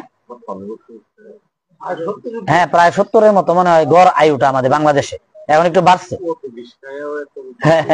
যাই হোক, জয় রাধে। তাহলে এরকম তো যাই হোক, আপনি যতটুকু করবেন এই জন্মে, যতটুকু করবেন পরবর্তী জন্মে তার থেকে শুরু হবে। আমরা যে দেখি শিশুটি ভালো মৃদঙ্গ বাজাতে পারে, ভালো তবল বাজাতে পারে, ভালো গান করতে পারে, কেন? এটা কিন্তু এই জন্মের না। আপনি যদি মনে করেন যে এই জন্মেই পেয়ে গিয়েছে, না, সে পূর্ব জন্মে করে এসেছিল, যে কারণে এই জন্মে পেয়েছে। পূর্ব জন্মে করেছিল, পূর্ব জন্মের যেটা যেখানে শেষ হয়েছিল এই জন্ম থেকে সেটা শুরু হবে। এটাই সনাতন, এটাই হচ্ছে সনাতন ধর্ম। সনাতন ধর্ম জন্মান্তরবাদে বিশ্বাসী। পূর্বজন্ম, এই জন্ম, বর্তমান জন্ম, পরজন্ম, এই 3টা জন্মকে বিশ্বাস করে সনাতন। জন্মিলে মরিতে হবে, অমরকে কথা কবে? তাহলে জন্ম হলে হয়েছে, মৃত্যু হবে, আবার জন্ম হবে। আর যদি আপনি সেই ভজন প্রভাবে একবার সেই গৌর গোবিন্দের জায়গায় চলে যেতে পারেন, তাহলে আর পুনর্জন্ম ন বিদ্যতে, আর জন্ম হবে না, জঠর যন্ত্রণায় আর আপনাকে আসতে হবে না। যদি আপনি সেই কর্মটা করতে পারেন, তাহলে তো করতে হবে, সেই কর্ম যদি করতে পারেন তাহলে সম্ভব। নচেত আসা যাওয়া, এই গতাগতি, কতবার জন্ম হয়েছে, কৃমি কীট পশু পাখি বৃক্ষ আদি লতা পাতা, কত কিছুতে জন্ম হয়েছে, কত কিছুতে জন্ম হবে জানি না। কারণ এমন কোন কর্ম করি নাই যে আমি একদম আগামী জন্মে আবার মনুষ্য জন্ম পাবো, অথবা ভগবত ধামেই থেকে যাব। হ্যাঁ, সেই ভগবত ধামেই থেকে যাব মৃত্যুর পর, এমন কোন কর্ম আমি করি নাই, আমি করি নাই। এই জন্য আমারটাই বলছি। কি বললেন? তাহলে স্বয়ংক্রিয় ভাবে, এখানে আমরা ছিলাম, স্বয়ংক্রিয় ভাবে কি জপ চলছে, এটা আপনাকে বলতে হবে না, কাউকে বলে দিতে হবে না যে জপ হয়েছে, জপ করছো কি, করেছো কি, বলার দরকার নেই। স্বয়ংক্রিয় ভাবে এটা হয়ে যাবে। এমত অবস্থায় মনে করতে হবে কি সাধক অজপা জপে অধিষ্ঠিত হয়ে তিনি অনুভূতির রাজ্যে পদার্পণ করতে চলেছেন। ভাগবতকার সাক্ষাৎটা দিয়েছেন, কি বলেছেন দেখেন। বলছে যদি আপনার ভিতরে, আপনি তো নিজে জানছেন, বুঝতে পারছেন, যেমন আমি বুঝতে পারতেছি। ওই দিনও বলেছিলাম ময়মনসিংহ যাচ্ছি, চিন্তা করেছি একটু হরিনাম করে যাব, সিএনজি উঠেছি, পরে কলতাপাড়ার আগে যে রাস্তা, তাতকুরার আগে রাস্তা গিয়েই ওই দিন বলেছিলাম হ্যাঁ, রাস্তার ঝাঁকি খায় আর মনে নাই যে প্রভু রক্ষা করো। রক্ষা করতে করতে নাম কোথায় চলে গিয়েছে মনেই নাই। গৌরীপুর এসে বাসায় এসে মনে হয়েছে কিরে আমি না হরিনাম করে করে যাব, হরিনাম করে করে আসবো, কোথায় হরিনাম কোথায় কি, হ্যাঁ নাই। তাহলে আপনি আপনারটা বুঝতে পারবেন, আপনার ভিতরে স্বয়ংক্রিয় হচ্ছে না অস্বয়ংক্রিয় হচ্ছে, এটা আপনি নিজেই বুঝে যাবেন, কাউকে বলে দিতে হবে না, কাউকে বলে দিতে হবে না। এখানে ভাগবত এই কথা যে বলছেন, যদি আপনি বুঝেন, হ্যাঁ, তাহলে কি এই যে আপনি সেই রাজ্যে, অনুভূতির রাজ্যে, যে অনুভূতিটা আপনাকে বারবার কি সেই হরিনামে প্রবৃত্ত করবে, ভজনে প্রবৃত্ত করবে। একটু হরিনাম না করলে, একটু ভজন না করলে আপনার ভালোই লাগবে না, হ্যাঁ ভালো লাগবে না। যখন বুঝবেন যে হ্যাঁ একটু হরিনাম করতে ভালো লাগছে আজকে, এবং একটু সাধুসঙ্গ করছি ভালো লাগছে আজকে, তাহলে বুঝবেন ভগবত কৃপা হচ্ছে, হচ্ছে, আরো হবে। হ্যাঁ, সেই আশায়, ভগবত কৃপা আশায় থাকতে হবে। হ্যাঁ, তো আমরা জাগতিক জগতে অনেক কিছু আশা করি, কিন্তু সকল আশা ভগবান হয়তোবা কোনো আশা পূরণ করেন না, আবার কোনো কোনো আশা পূরণ করে দেন, তাহলে তো হয়েই গেল। এই তাহলে আমরা চাইতে জানি না। আসলে আমরা যদি চাইতে জানতাম তাহলে ভগবত কৃপাটা আরো তাড়াতাড়ি হতো। চাই কি? চাই তো সংসারের বিষয় বাসনা, হ্যাঁ, স্ত্রী পুত্র পরিজন, যেন মেয়েটা ভালো থাকে, মেয়ের যেন একটা ভালো বিয়ে হয়, ছেলেটা যেন ভালো একটা চাকরি পায়, ছেলেটার বউটা যেন একটু ভালো হয়, হ্যাঁ, যেন আমার সাথে মিলামিশা থাকে, আমি শাশুড়ি হব এক সময়, আমার শাশুড়ির সাথে আমি কি ব্যবহার করছি, আমিও এক সময় শাশুড়ি, বিভিন্ন চিন্তা ভাবনা, এইগুলা নিয়ে কিন্তু সংসার, এই নিয়ে সংসার। হ্যাঁ, কিন্তু এর ফাঁকে যতটুকু, এই যে 15 দিনে একদিন আপনি হরিকথায় আসছেন, সামনে আসতেছে জন্মাষ্টমী, আগামী একাদশীর আগেই কিন্তু জন্মাষ্টমী, হ্যাঁ, সেই ভগবান শ্রীকৃষ্ণের জন্মাষ্টমী। তো হ্যাঁ, হ্যাঁ, তাহলে কোন মাসের? আগস্টের, ইংরেজি 16ই আগস্ট ভগবান শ্রীকৃষ্ণের জন্মাষ্টমী। তো সেইখানে আমরা শেষে বলে দিব অনুষ্ঠান সূচি, কারণ এর আগে আপনাদের সাথে আর হয়তোবা দর্শন হবে না, তাই আজকেই বলে দিব জন্মাষ্টমী উপলক্ষে কি কি অনুষ্ঠান সূচি আছে। তো যাই হোক, আমরা ছিলাম এই যে অনুভূতির রাজ্যে পদার্পণ করতে চলেছেন। আপনার যদি এরকম হয়, স্বয়ংক্রিয় ভাবটা চলে আসে যে হরিনাম করতে শুধু ভালোই লাগছে, যত কাজ করি না কেন, যেখানেই যাই না কেন, হরিনাম করতে ইচ্ছা হয়, শুধু একটু ভজন করতে ইচ্ছা হয়, হ্যাঁ, এইরকম যদি হয় তাহলে বুঝবেন ভগবত কৃপাটা হয়ে গিয়েছে এবং স্বয়ংক্রিয়তার সুফল আপনি পাচ্ছেন। আর যদি না হয়, আমার মতো হরিনাম করতে হয়, একটু করি, 2 মালা 4 মালা জপ করতে হয়, জপি, গুরুদেব দিয়েছেন, তাহলে এই জপ করে, এই ভজন করে কোনো লাভ নেই। আজকে বন্ধ, স্কুল কোচিং বন্ধ, আজকে একটু খুব খুব ভজন করলাম, একদম ঠাকুর করে বসে, হ্যাঁ, 30 দিনে একদিনও খবর নাই, 6 মাসে একদিনও খবর নাই, হ্যাঁ, এই ভজন করে কতটুকু আগানো যাবে আপনাদের কাছেই দিলাম। আমি আগাতে পারছি না, হচ্ছে না, হবেও না এই যেমন আমি জানি, কিন্তু এরপরেও কিছু করার নেই। এই কি বলছেন, একজন সুস্থ স্বাভাবিক মানুষ, ভাগবত বলছেন, একজন সুস্থ এবং স্বাভাবিক মানুষ, হ্যাঁ, প্রতি মিনিটে সাধারণত 15 বার শ্বাস গ্রহণ ও ত্যাগ করে, প্রতি মিনিটে 15 বার শ্বাস গ্রহণ এবং ত্যাগ করে। তাহলে কোন মানুষ যদি 4 সেকেন্ড সময়ের মধ্যে একবার মহামন্ত্র পূর্ণ করেন, তাহলে তিনি প্রতি মিনিটে 15 বার মহামন্ত্র জপ করতে পারবেন। প্রতি মিনিটে 15 বার মহামন্ত্র জপ হবে। হ্যাঁ, প্রত্যেক মহামন্ত্রে 16টি নাম থাকে বলে এই প্রক্রিয়া অব্যাহত রাখলে দিন রাতে 3,45,600 বার নাম জপ করা সম্ভব। হ্যাঁ, সম্ভব, তাহলে অসম্ভব কিছু না। এই যে বলছিলাম, আসলে আমরা মানুষ, মানুষের দ্বারা অসম্ভব কোনো শব্দ নাই, মানুষ পারবে, পারা সম্ভব, পারা সম্ভব। ওই যে চাতুরতার সঙ্গে চতুর হইতে হবে, আর একটু কষ্ট, কিছুটা সাময়িক হয়তোবা কষ্ট লাগবে, হবে, ঘুম প্রসাদটা একটু কমাইতে হবে। আমার মতো কুম্ভকর্ণে ঘুমাইলে চলবে না। হ্যাঁ, 8টার সময়, বেলা 9টার সময়, হ্যাঁ, ওই 2 আইসার মতো দুই আলসার গল্পটা তো জানেন। হ্যাঁ, এই আমের সময় দুই আলসা বারান্দায় শুয়ে রয়েছে, আর এই আম গাছ, এই গাছের উপরে একটা ফাঁকা আম পড়ছে, শব্দ হয়েছে চালের মধ্যে, পড়লে তো টিনের চাল, বিল্ডিং তো আর না, টিনের চালের বারান্দায় শুয়ে রয়েছে, একটা ফাঁকা আম টিনের মধ্যে ফইরিয়া, চালের মধ্যে ফইরিয়া এদের দুইজনের সামনে পড়ছে, চোখ আর মেলে না। এখন একজন আরেকজনকে বলতেছে কত রবি জলে রে, ওই আইসা বলতেছে কে বা আখি মেলে রে, মানে সূর্য কি উঠছে।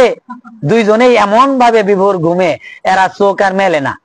এখন যেই শব্দ হইছে এমনি চোখটা মেলে তাকাইছে, বলছে কি শব্দ হইলো, কি ব্যাপার, ইট পড়ছে। পরে দেখে যে দুইজনেই দেখতেছে আম, কেউ আর উঠে না। একটা আর একটা করতেছে একটু দেনা আইন না, দেনা আইন না, একটু খাই আমরা। বলছে আমি দে আর তুই আরাম করে খাইবি।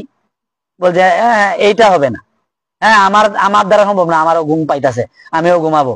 আবার তাকায় আমটার দিকে, দুইজনে তাকায় আছে, আরে যদি কেউ দিত তাহলে। আবার এমনি এই দিক দিয়ে যাইতেছে পুলিশ, পুলিশ যাইতেছে, বুঝছেন, পুলিশ যাইতেছে, এমনি ডাকতেছে, ও পুলিশ ভাই, পুলিশ ভাই। কয় কি কয় ভাই এই আমটা দিবেন একটু, তুই লইতে পারস না, তুই লইতে পারস না।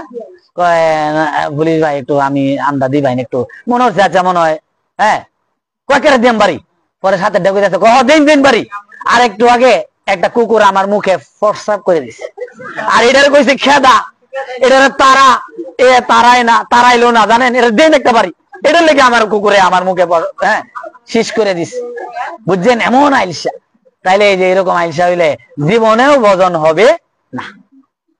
হ্যাঁ, এরকম আমার মতো আইলসা হইলে ভজন হবে না। হ্যাঁ, আইলসামি পরিত্যাগ করতে হবে। সূর্যোদয়ের আগে বিছানা থেকে উঠতে হবে, সূর্যোদয়ের আগে। শাস্ত্রের নির্দেশ, শাস্ত্রের কথা, সূর্যদেব উঠে যেন তোমাকে বিছানায় না দেখে। আমাদের রুখফিরা কেন কারণ জানেন? কারণ এই যে এটা একটা বড় কারণ, একটা বড় কারণ হচ্ছে এই যে সূর্যদেব উঠার আগে আমরা উঠি না, বেশিরভাগই সূর্যদেব উঠার পরে উঠি। এই জন্য একটা বিশাল একটা কারণ আমাদের এত রোগপীড়া, বুঝছেন। আবার কেউ কেউ বলতে পারেন এই যে আমার মাসিমা কই আসছে, এই যে মাসিমা এই ভোর বেলায় উঠে, আরো অনেকেই ভোর বেলায় উঠে, প্রতিমা দিস অনেকেই ভোর বেলায় উঠে, সুবর্মা দিদি কো আইছে, তারাও ভোর বেলায় উঠে, অনেকে ভোর বেলায় উঠেন। তো এই হ্যাঁ ওনাদের এই যে দেন অসুস্থতা জ্বর নিয়ে আইসা পরে কেমনে আসে, এটাই ভগবানের কৃপা, এটাই ভগবানের কৃপা। জ্বর হইলেও শরীরে জ্বর নিয়ে আইসা পরে, আমি তো আসবো না, আমি আসবো না, জ্বর হইলে কোয়াইতে থাকবো বৈশা। আমার জ্বর হইলে যে অবস্থা হয়, ও মা গো, ও বাবা গো, বাঁচাও গো, মরলাম গো, এই শেষ, কুবাইতে কুবাইতে শেষ। আর উনি জ্বর টর হোক যাই হোক, এই লাঠি দিয়ে ভর দিয়া এই বৃষ্টির মধ্যে, আমি তো আসবো না, বললাম না আমি আসবো না। অনেক সময় বিভিন্ন পাঠের বা বৈষ্ণব সভা নিমন্ত্রণ করলে বলে কি জানেন, কয় না এত দূর যাবো না, ঘুষপাড়া বৈষ্ণব সভা হইলে, হ্যাঁ বলে না এত দূর যাবো না, বা ফাট হইলে বলে না এত দূর যাওয়া সম্ভব না। হ্যাঁ, অথচ ওনারা প্রতি সপ্তাহে বা প্রতি একাদশীতে আসেন, ওই এলাকার থেকে বিভিন্ন দূর দূরান্ত থেকে ভক্তরা আসেন না, কিন্তু আমাদের বললে আমরা যাইতে পারিনি, যাইতে চাই না। হ্যাঁ, এই শরীরের অসুস্থ অসুস্থ এই যাই হোক। তাহলে এই যে এখানে বলছেন কি, যে অলসতা ত্যাগ করে, পরিত্যাগ করে আপনাকে ভজনে যদি প্রবৃত্ত হওয়ার ইচ্ছা থাকে, তাহলে অলসতা ত্যাগ করে সেই ভোর বেলায়, এই যে দিদি বলতেছে উনি 2টার সময় উঠে, তাহলে ঘুমান কোন সময়, এখন ঘুমায় কোন সময়, তাহলে বলেন 10টা 11টার সময় যায় দেখবেন যে পূজা টোজা দিয়া আস্তে আস্তে একটু প্রসাদ পায়া পরে শুইতাছে, তাহলে এই 2-3 ঘন্টা ঘুমায় হয়ে যাচ্ছে, দেখেন হয়ে যাচ্ছে। ওনার কই, ওনার তো শরীর এই যেরকম ছিল এরকমই আছে, চলছেন উনি দিব্যি দিব্যি চলতেছেন, কোনো সমস্যা তো দেখি না। নিজ হাতে ঠাকুর সেবা এখনো করেন, নিজ হস্তে ঠাকুর সেবা, বাসন প্রসন মাজা ঘষা, এই পুষ্পচয়ন তুলসী সব নিজ হস্তে করেন এখনো, এই বয়সে এখনো করেন। তাহলে কি এটাই বুঝতে হবে ভগবানের কৃপাটা কোথায়, ভগবানের কৃপাটা কোথায়, হ্যাঁ বুঝতে হবে। ভগবান কি এমনিতে কৃপা করবেন? এমনিতে কৃপা করবেন না, ভগবানের জন্য কিছু করতে হবে, তাহলে তো ভগবানের কৃপাটা হবে। আর আমি করবো না কিছু ভগবানের জন্য, তাহলে ভগবান কি এমনিতে এসে আপনাকে দিয়ে যাবে?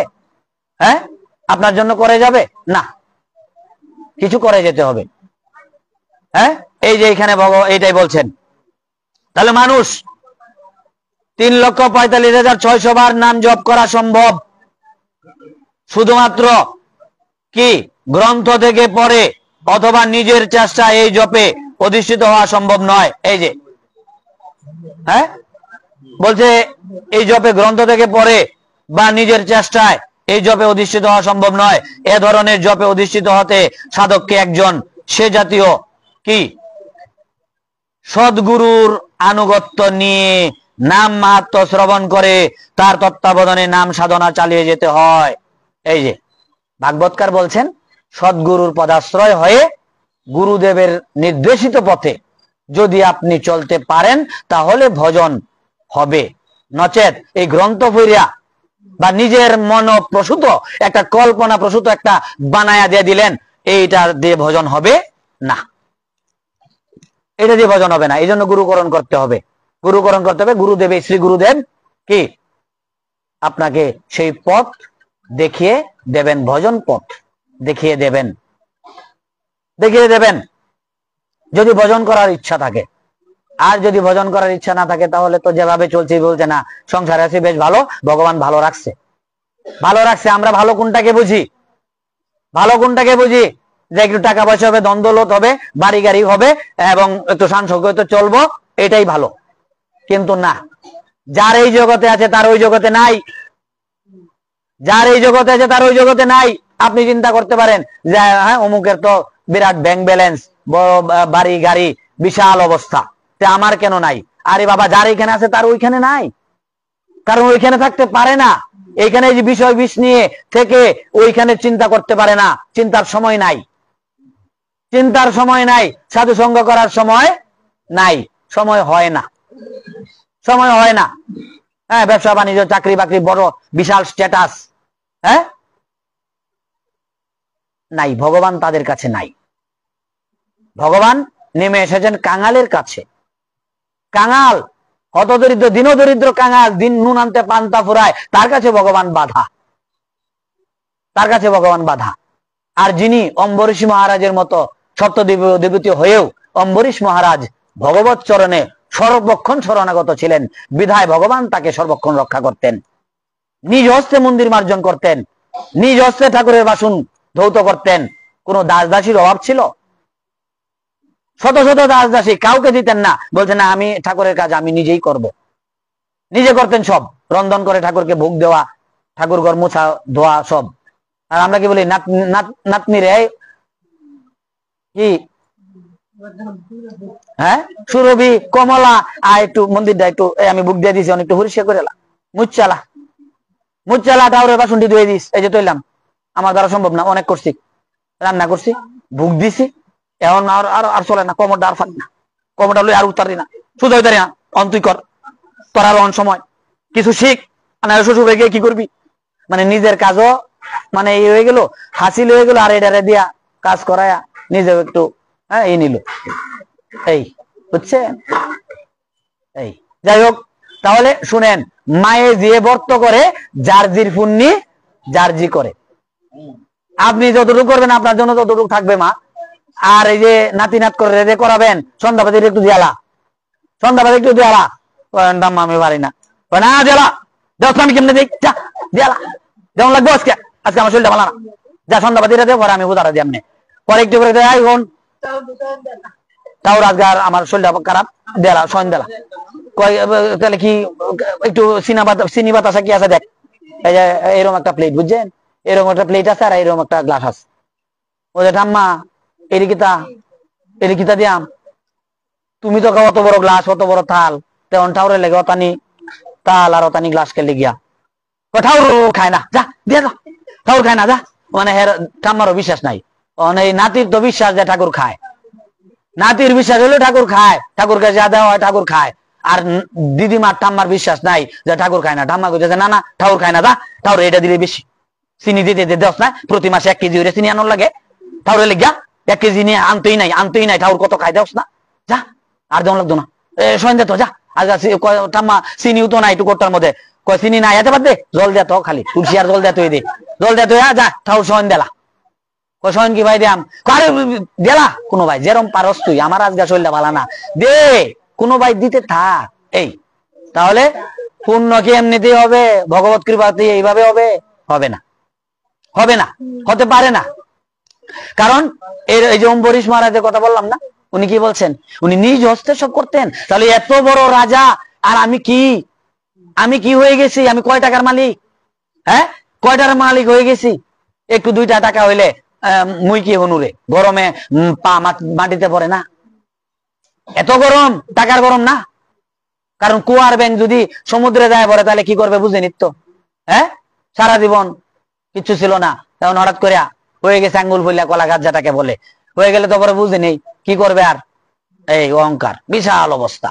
তাইলে এখানে ভাগবত বলছেন শুধুমাত্র গ্রন্থ থেকে পরে হবে না। তাহলে তো গ্রন্থ দিয়ে হয়ে যেত, কত গ্রন্থ, হ্যাঁ, কতজনের কাছে কত গ্রন্থ আছে। বীরহামি রাজা নিয়েছিল না?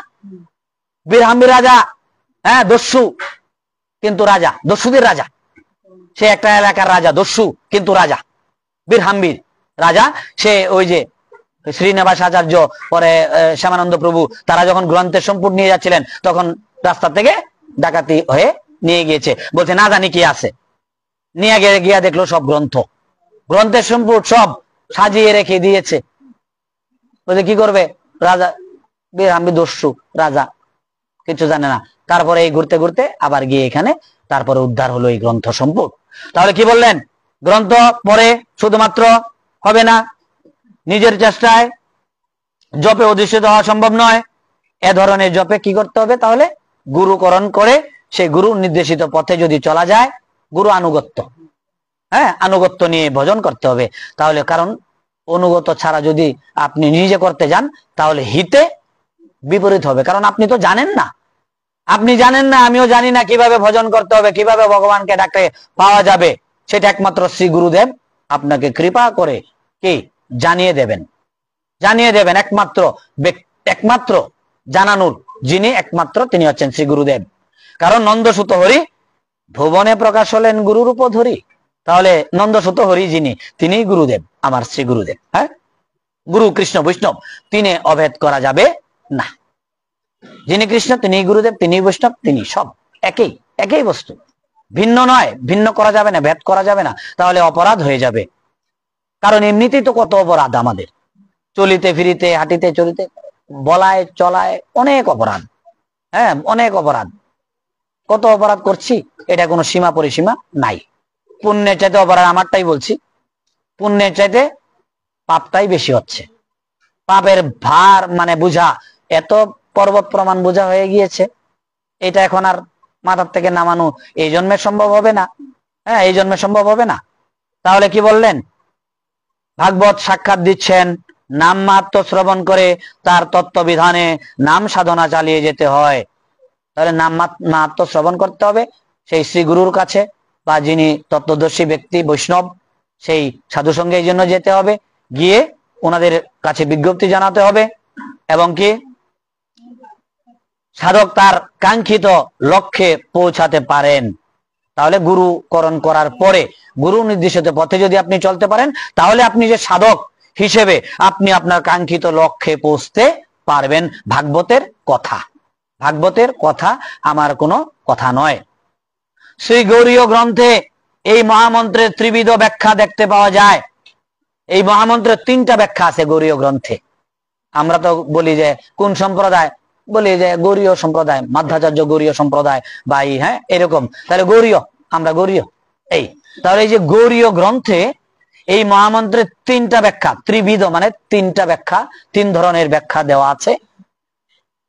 একটা হচ্ছে হরিদাস কর্তৃক গৌরপর, বিশ্বনাথ চক্রবর্তী কর্তৃক কৃষ্ণপর, এবং জীব গোস্বামী কর্তৃক যুগলপর ব্যাখ্যা।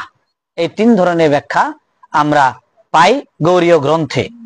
এই মহামন্ত্রটি মূলত অনুষ্টক ছন্দে রচিত 16টি নাম বিশিষ্ট, যেখানে হরে 8 বার।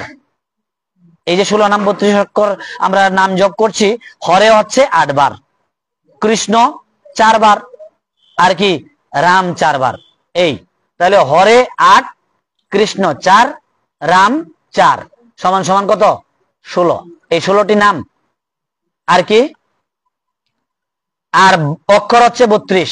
আপনারা জানেন 16টা নাম, অক্ষর কয়টা? 32। প্রত্যেকটা নামে 2টা করে অক্ষর। এই যুক্ত অক্ষর আছে, কৃষ্ণের মধ্যে যুক্ত অক্ষর আছে, কিন্তু এরপরেও বিশেষ ভাবে 2টা অক্ষরই এখানে ধরা হবে। এই তাহলে কি, কাউকে ডাকলে তিনি যেমন মুখ ফিরিয়ে তার দিকে ফিরে তাকান, তদ্রূপ মহামন্ত্রের প্রতিটি শব্দই সম্বোধনাত্মক বলে হৃদয়ের দিব্য ভাবনা দিয়ে মধুর স্বরে এমন ভাবে মহামন্ত্রটি উচ্চারিত করতে হবে যেন কাউকে আদর করে ডাকছেন। হ্যাঁ, তাহলে এই যে 16 নাম 32 অক্ষর, এই 16টি নাম যে আপনি একটি নাম ডাকছেন কৃষ্ণ, আদর সহিত এবং সুমধুর কণ্ঠে ডাকতে হবে। কর্কশ না, ওই কৃষ্ণ এদিকে আয়, এরকম না। ছেলের নাম মনে করেন কৃষ্ণ, গোপাল, গোপাল এদিকে আসো, হ্যাঁ কৃষ্ণ এদিকে আসো, মানে সুমধুর কণ্ঠে, সুললিত কণ্ঠে। তাহলে ভগবান বলবেন, বাহ, ডাকছেন আপনার পুত্রকে, কিন্তু ভগবান বলবেন, বা আমাকেই ডাকছে। নয়তো অজামিল উপাখ্যানে সেই অজামিল কিভাবে উদ্ধার হলো? ছেলেকে ডেকে, ছেলের নাম নারায়ণ সাধু রেখেছেন, সাধু রেখেছেন, নিজ কার্য নাই, সাধু যান পর ঘর। অজামিল এখনো কোনো কর্ম করে নাই, পাপাচারী ভেদে ব্রাহ্মণ, সজ্জন ছিল, ব্রাহ্মণ হীন দশায় প্রাপ্ত হয়ে গেল। তারপরে সাধু এসছেন এই গর্ভাবস্থায়, অজামিলের স্ত্রী, উনি বলছেন ঠিক আছে একটা আশীর্বাদ করে যান। বলছে ঠিক আছে, তোমার পুত্রের নাম, যদি পুত্র হয়ে গিয়েছিল এরকম মনে হয়, বলছে নারায়ণ রেখে গেলাম, যাও নারায়ণ রাখবো। ব্যাস, নারায়ণ। এখন খুব মানে নারায়ণকে নিয়ে অজামিলের এই মানে ধ্যান জ্ঞান, এই নারায়ণকে চোখে হারায় সবসময়, বৃদ্ধ হয়ে গিয়েছে, বয়স হয়ে গিয়েছে, এখন সবসময় নারায়ণ নারায়ণ ডাকে। এখন তার ডাক এসে গিয়েছে, তার ডাক এসে গিয়েছে, যমদূতেরা এসে হাজির, দেখে ভয় পেয়ে গেলেন, ভয়ে নারায়ণকে আরো জোরে ডাকছেন। ভগবান বলছেন সর্বনাশ, এ আমাকে ডাকছে, অজামিল যাও, বিষ্ণুদূতকে পাঠিয়ে দিলেন। দেখেন ভগবান কেমন কৃপা পরবশ, ডাকছে নিজের ছেলেকে, ভগবান বলছেন না আমাকে ডাকছে, যাও তাড়াতাড়ি, বিষ্ণুদূতকে পাঠিয়ে দিলেন, যাও নিয়ে এসো, এ আমার ধামে আসবে, কারণ অন্তকালে চ মামে স্মরণ মুক্তা কলে বরম। হ্যাঁ, অন্তিম সময়ে যদি আপনার ভগবানের নাম স্মরণ হয়, তাহলে ভগবানের ধামে আপনি যাবেন অন্তিম কালে, যদি ভগবানের নাম স্মরণ হয়। এই জন্য সাধু সঙ্গ করে যেতে হবে, তাহলে অন্তিম সময়ে ভগবানের নাম স্মরণ হতেও পারে। সাধু সঙ্গ করতে করতেই হবে, একদিনে হবে না। এই তাহলে অজামিল কিভাবে, দেখেন ভগবান পাঠিয়ে দিলেন বিষ্ণুদূতদের কাছে, কি যমদূতরা হেরে গিয়ে চলে গেলেন এবং তাকে নিয়ে গেলেন বিষ্ণু লোকে, বিষ্ণুদূতেরা। তাহলে নিজের ছেলেকে ডেকে যদি ভগবানের কৃপা পাওয়া যায়, তাহলে ভগবানকে ডাকলে ভগবানের কৃপা কি হবে না? অবশ্যই হবে। বিশ্বাসে মিলায় বস্তু, তর্কে বোধ। যদি বিশ্বাস করেন তাহলে ভগবান অবশ্যই আপনাকে আমাকে কৃপা করছেন, করবেন আরো যতটুকু দরকার। জীবনের শেষ দিন পর্যন্ত, অন্তিম মুহূর্ত পর্যন্ত ভগবান আমাকে আপনাকে আমাদের প্রত্যেককে কৃপা করে বসে আছেন, করছেন। উনার কৃপাতেই বেঁচে আছি। যদি ভগবান কৃপা করে এই ভিতরে না থাকতেন, তাহলে আমি মৃত। ওই যে বললাম না, প্রাইভেট কারের মধ্যে সেই বরটি যাচ্ছে, শুভ পরিণয় হবে, বিবাহ করতে যাচ্ছে, আর সে কি জানতো যে তার কাল এসে উপস্থিত এই প্রাইভেট কারের মধ্যে? হ্যাঁ, জানতো না। আমরাও কেউ জানি না, একমাত্র পরীক্ষিত মহারাজ জানতে পেরেছিলেন, যেই কারণে আমরা ভাগবত পেয়েছি। পরীক্ষিত মহারাজ যদি জানতে না পারতেন, দেখেন সবকিছুরই একটা কারণ আছে। পরীক্ষিত মহারাজের এই শাপ যদি না হতো, অভিশাপ যদি না হতো, আমরা এই মহাপুরাণ ভাগবত পেতাম না। এটা সেই চতুশ্লোকী ভাগবত কার কাছে? এই দেবর্ষী নারদের কাছেই থেকে যেত। উনি দিতেন না ব্যাসদেবকে, ব্যাসদেব দিতেন না সুখদেব গোস্বামীপাদকে, সুখদেব গোস্বামীপাদ দিতেন না পরীক্ষিত মহারাজকে, শুনে মুখস্থ করে রাখতেন না সুত গোস্বামীপাদ, সুত গোস্বামী চরণ। উনি শুনে শুনে শুনে মুখস্থ করে ফেলেছেন। কেমন কেমন ব্রেনটা কেমন দেখেন, ওনার মেধাটা কেমন, মস্তিষ্কটা কেমন দেখেন। 18,000 শ্লোক শুনে শুনে মুখস্থ করে ফেললেন, আর আমরা লেখা আছে মুখস্থ করতে পারি না। 18টা শ্লোক এখন পর্যন্ত ভাগবতের একটা শ্লোক মুখস্থ করতে পারছি না। 18,000 শ্লোক, আর একটা শ্লোক এখন পর্যন্ত মুখস্থ করতে পারলাম না। জীবনের অর্ধেক শেষ, অর্ধেকের বেশি শেষ। অর্ধেকের বেশি শেষ। তাহলে দেখেন কি হবে এই জীবন দিয়ে। কি হবে? আর উনি শুনে শুনে 18,000 শ্লোক মুখস্থ করে ফেলেছেন, আমি একটাও করতে পারলাম না। তাহলে এই জীবন দিয়ে কি হবে? মনুষ্য যেমন শুধু পেলামই, আর কিচ্ছু হলো না, আর হবেও না। আমারটাই বলছি, হ্যাঁ, হলো না, হবে না। তাই যদি সুযোগ থাকে তাহলে কিছু করে যান, হ্যাঁ, তাহলে কৃপা ভগবানের হবে। নচেত যতই কিছু করেন না কেন, কোনো লাভ হবে না। হ্যাঁ, কোনো লাভ হবে না। শুধু এই আসা যাওয়া বড়, পাই গো লাঞ্ছনা, জঠর যন্ত্রণা এবার গুছাও। ভগবানের কাছে বিজ্ঞপ্তি, ভগবান জঠর যন্ত্রণা গুছিয়ে দাও না। ভগবান বলছেন না, তুমি তো এমন কোনো কর্ম করনি যে তোমার জঠর যন্ত্রণা এবার ঘুচিয়ে দেব। তোমাকে আরো 84 লক্ষ বার আসতে হবে, এরপরে তোমাকে আরেকবার হয়তোবা মানব জন্ম দেব মানব জন্ম, কিন্তু 84 লক্ষ বার পরে। হ্যাঁ, বিশাল। তাহলে কি বললেন? যে কৃষ্ণ বা যাই বলি হরে বা রাম যাই বলি, আপনি কি মাধুর্যতার সঙ্গে বলতে হবে, কর্কশ কণ্ঠে না। ভগবানের নাম যখন করা হবে তখন মাধুর্যতার সাথে করলে সেটার ক্রিয়াটা যেরকম হবে, সেইটা এই কর্কশ গলায় বললে সেই ক্রিয়ার এক কণাও হবে না, হয়তো বা এরকমই। কি বললেন? তাহলে ভাগবত বলছেন মধুর স্বরে এমন ভাবে মহামন্ত্রটি উচ্চারণ করতে হবে যেন কাউকে আদর করে ডাকছেন। ভগবানের নাম সেই আদর করে ডাকার মতো। হ্যাঁ, আমরা যখন আদর করে ডাকি তখন তো একদম কণ্ঠটা সুললিত হয়ে যায়। তাহলে ভগবানের নামও যখন ডাকবো তখন যেন এই সুললিত কণ্ঠেই ডাকি। সুললিত যেমন আছে, যেমন কণ্ঠ, যে আমার তো কণ্ঠ ভালো না, ভাঙা গলা, যেমন আমারটাই বলি, ভাঙা গলা ভালো না, জীবনেও হবে না। হ্যাঁ, তাহলে এই যাই আছে, ভগবান বলছেন যা তোমার আছে তাই তো দেবে। কালীয় নাগ বলছে, প্রভু আমার তো আর কিছু নাই, বিষ দিয়েছ, বিষ দিয়ে এই দেওয়াটা গড়া, তাহলে বিষ ছাড়া আমি তোমাকে কি দেব? কালীয় নাগ বলছে। যখন নৃত্য করছেন ফনার উপরে, তখন সে কালীয় নাগ বলছে আমার তো বিষ আছে, আর তো কিছু নেই, তাহলে দিব কি তোমাকে? তদ্রূপ যা আছে আপনার তাই দিন। ভাঙা গলার স্বর নেই, আওয়াজ নেই, যা আছে তাই দিন। বাজাতে পারেন না, গাইতে পারেন না, যা আছে, তাল নাই, সুর নাই, লয় নাই, কিচ্ছু নাই, যা আছে তাই দাও না। ভগবান বলছেন জোরে কিছু দেওয়ার দরকার নেই, জোর করে তুমি কিছু পারবেও না, বরঞ্চ এই জন্মে তুমি যা আছে তা দিয়ে দাও, আগামী জন্মে তোমাকে একটু সুর লয় তাল দিয়ে দেব, যাও দিয়ে দেব। আগামী জন্মে তুমি সুন্দরভাবে সেই সুর লয় তাল করে সুন্দর করে কি, হ্যাঁ, ভজন করবে, কীর্তন করবে, আগামী জন্মে দিয়ে দেবো, যাও। ভগবান বলে দিচ্ছেন। তাহলে কিছু করলে তো হবে, আর নাহলে ভগবান কেন দেবেন? ভগবান কি ঠেকা পড়েছে? হরিদাস ঠাকুর বলছেন তোমার লীলা সহায় কোটি ভক্ত হয়, আমার মতো এক কীট যদি মরি গেলা, পৃথিবীর এক কীট মরিলে পৃথিবীর কাহা হাইনি হইলা। হরিদাস ঠাকুর মতো ভক্ত বলছেন আমার মতো একটা কীট, আর আমি কি, আর আমি এমন কি করেছি? হরিদাস ঠাকুর যদি এটা বলে, তাহলে আমি কি করেছি যে আমি ভগবানের কৃপাটা পেয়ে যাব এই জন্মেই? এমন কিছু করেছি কি? নিজেকে প্রশ্ন করে দেখেন। আমি আমারটাই বলছি, করছি, আরো করব। এমন কিছু করি নাই যে ভগবানের কৃপাটা আমার প্রতি হবে না, হতে পারে না, এমন কিছু করি নাই। হ্যাঁ, শুধু আপনাদেরকে ঠকিয়ে যাওয়া, এইটাই করছি, আর কিচ্ছু না, এই আর কি।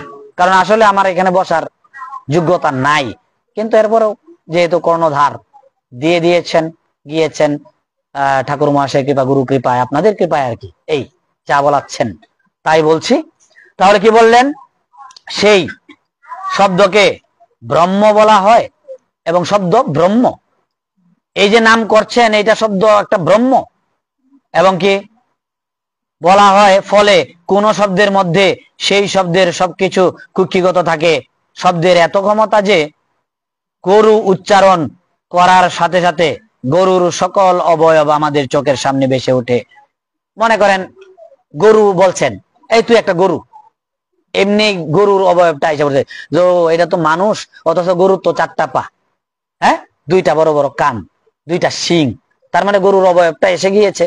তদ্রূপ ভাগবত বলছেন তুমি যে হরিনাম করবে, এই 16 নাম 32 অক্ষরের নাম বলবে, তাহলে বলার সাথে সাথে তোমার ভগবানের অবয়বটা চলে আসবে সামনে। এই জন্য করতে হবে, বলতে হবে কিছু, আর নয়তো ভগবান এমনিতে এসে আপনাকে ধরা দেবে না।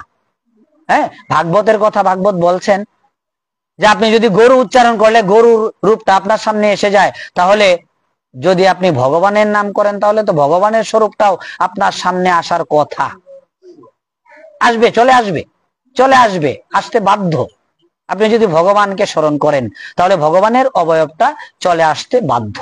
নিত্যানন্দ প্রভু বৃন্দাবন গিয়েছেন প্রথম সময়ে কুবের, ওনার বৃন্দাবন যাওয়ার খুব ইচ্ছা, মা বাবার অনুমতি হচ্ছে না, তো অনেক বলে কয়ে নিয়ে নিলেন।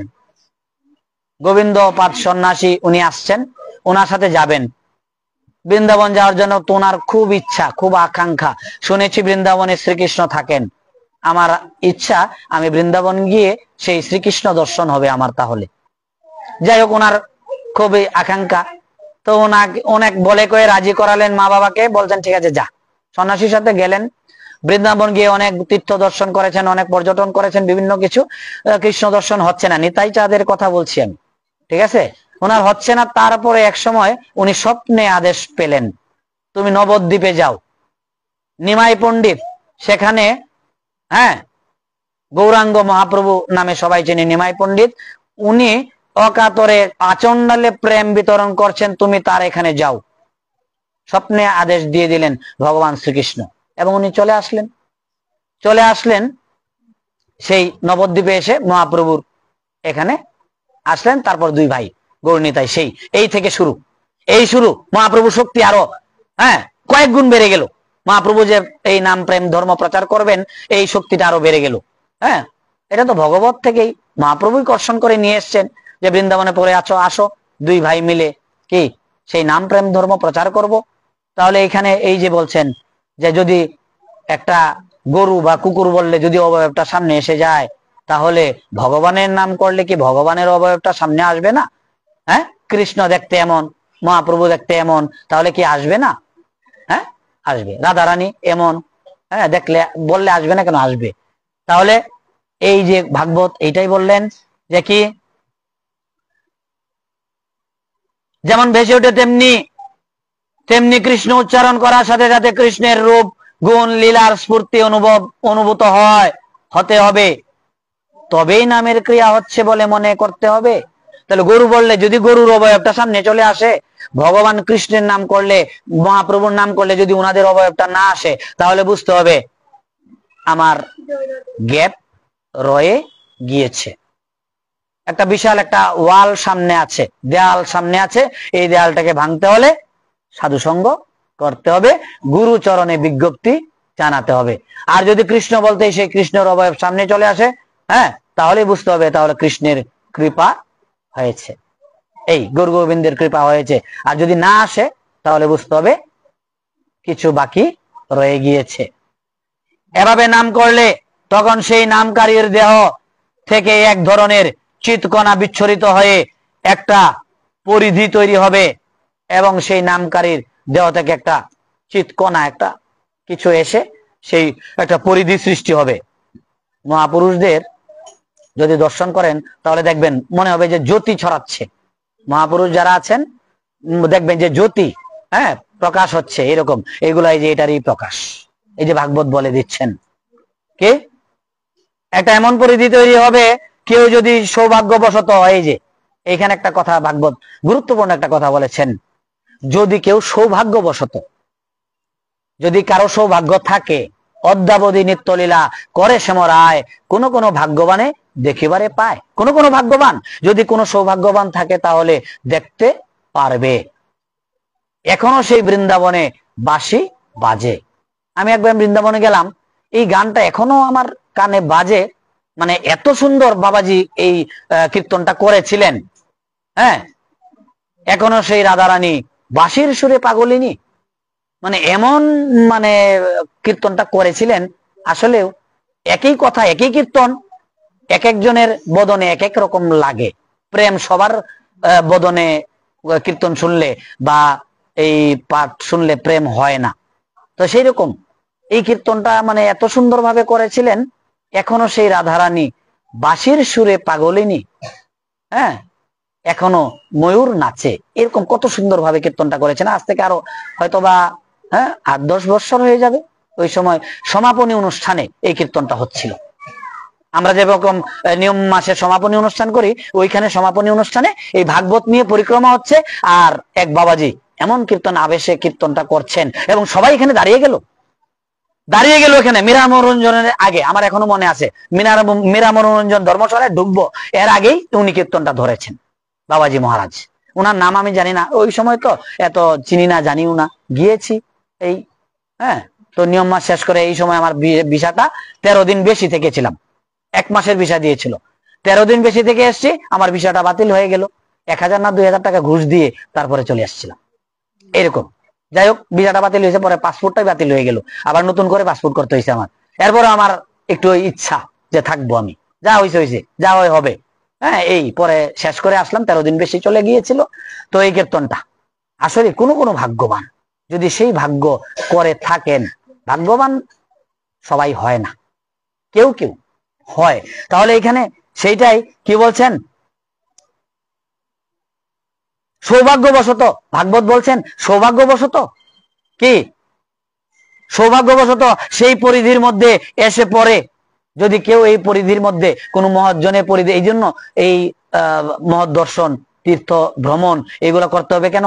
যদি এই মহতের পরিধি মনে করেন এই মন্দিরটার মধ্যেই আবদ্ধ, এখন ভিতরে যদি আপনি এই পরিধির মধ্যে ঢুকে যান, ওনার কৃপা যদি হয়ে যায়, তাহলে তো হয়ে গেল, তাহলে হয়ে গেল। আপনি কিভাবে হয়ে যাবে আপনি নিজেও বুঝতে পারবেন না। কি বললেন? এবং কি পরিধির মধ্যে এসে পড়ে, তাহলে তার মধ্যেও একটা দিব্য অনুভূতি কাজ করবে। আপনি যদি সেই পরিধির মধ্যে চলে যান, তাহলে আপনার মধ্যে সেই দিব্য অনুভূতিটা কাজ করবে, যে অনুভূতিটা মহৎজনের থেকে প্রকাশ হচ্ছে, মহৎজনের থেকে প্রকাশ হচ্ছে। যেমনটা হয়েছিল ব্যাঘ্র মৃগী গণের যখন শ্রীমন মহাপ্রভু ঝাড়িখণ্ডের ঝাড়িখণ্ডের বাঘ সিংহ ছাড়া, হরিণ টরিণ এগুলা ছাড়া এই জঙ্গলে কিছু নাই। এখনো ঝাড়িখণ্ডের পথ কণ্টকাকীর্ণ এবং দুর্গম পথ। এই ঝাড়িখণ্ডের পথে মধুর স্বরে হরিনাম সংকীর্তন করতে করতে বৃন্দাবনের দিকে যাচ্ছিলেন মহাপ্রভু স্বয়ং ঝাড়িখণ্ডের পথ দিয়ে। এটাও লীলা ভগবানের, যে এই এদেরকে উদ্ধার করতে হবে, এই পশুদেরকে উদ্ধার করতে হবে, ব্যাঘ্র সহ বাঘ যারা হিংস্র মাংসাশী প্রাণী, তারা উদ্দণ্ড নৃত্য করছে মহাপ্রভুর হরিনাম কীর্তন শ্রবণ করে। দেখেন, আর আমি মানুষ হয়ে করলাম না, আমি মানুষ কিন্তু করলাম না, চিনলাম না ভগবানকে, চিনলাম না, তাহলে মানুষ হয়ে করলাম না। আর তারা পশু হয়ে, শিবানন্দের কত আনন্দ, তার কুকুরেও বলে গোবিন্দ, শিবানন্দের কি আনন্দ।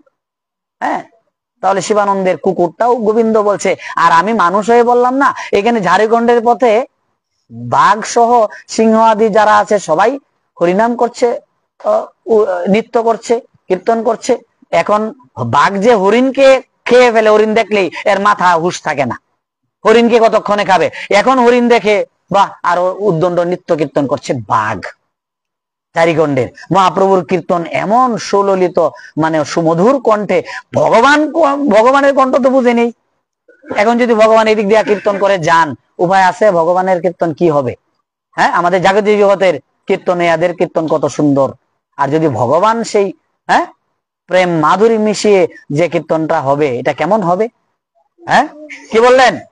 দিকে যাচ্ছিলেন। যদি তাই না হতো, তাহলে তারা খাদ্য খাদক সম্পর্ক ভুলে, এই যে খাদ্য খাদক সম্পর্ক, হরিণ আর বাঘ তো হরিণ দেখলেই খায়, যেটা বলছিলাম, তাহলে খাদ্য খাদক সম্পর্ক এখানে নাই, ভুলে গিয়েছে।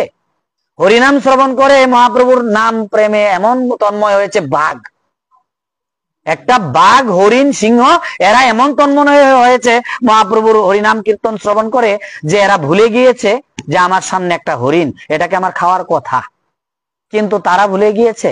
আর আমি এমনই বিষয়ী, এমনই মানে কি নরকের কীট পাষণ্ড, যে আমার এই কঠিন হৃদয়, পাষাণ হৃদয় গড়ল না।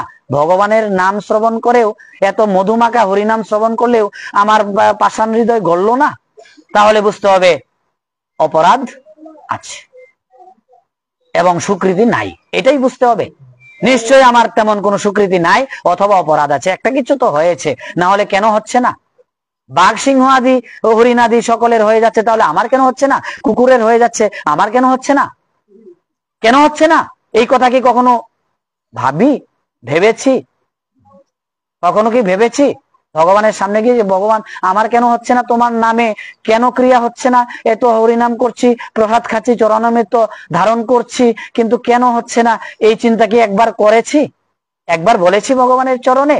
না একবার চিন্তা করেছি? চিন্তা করবে।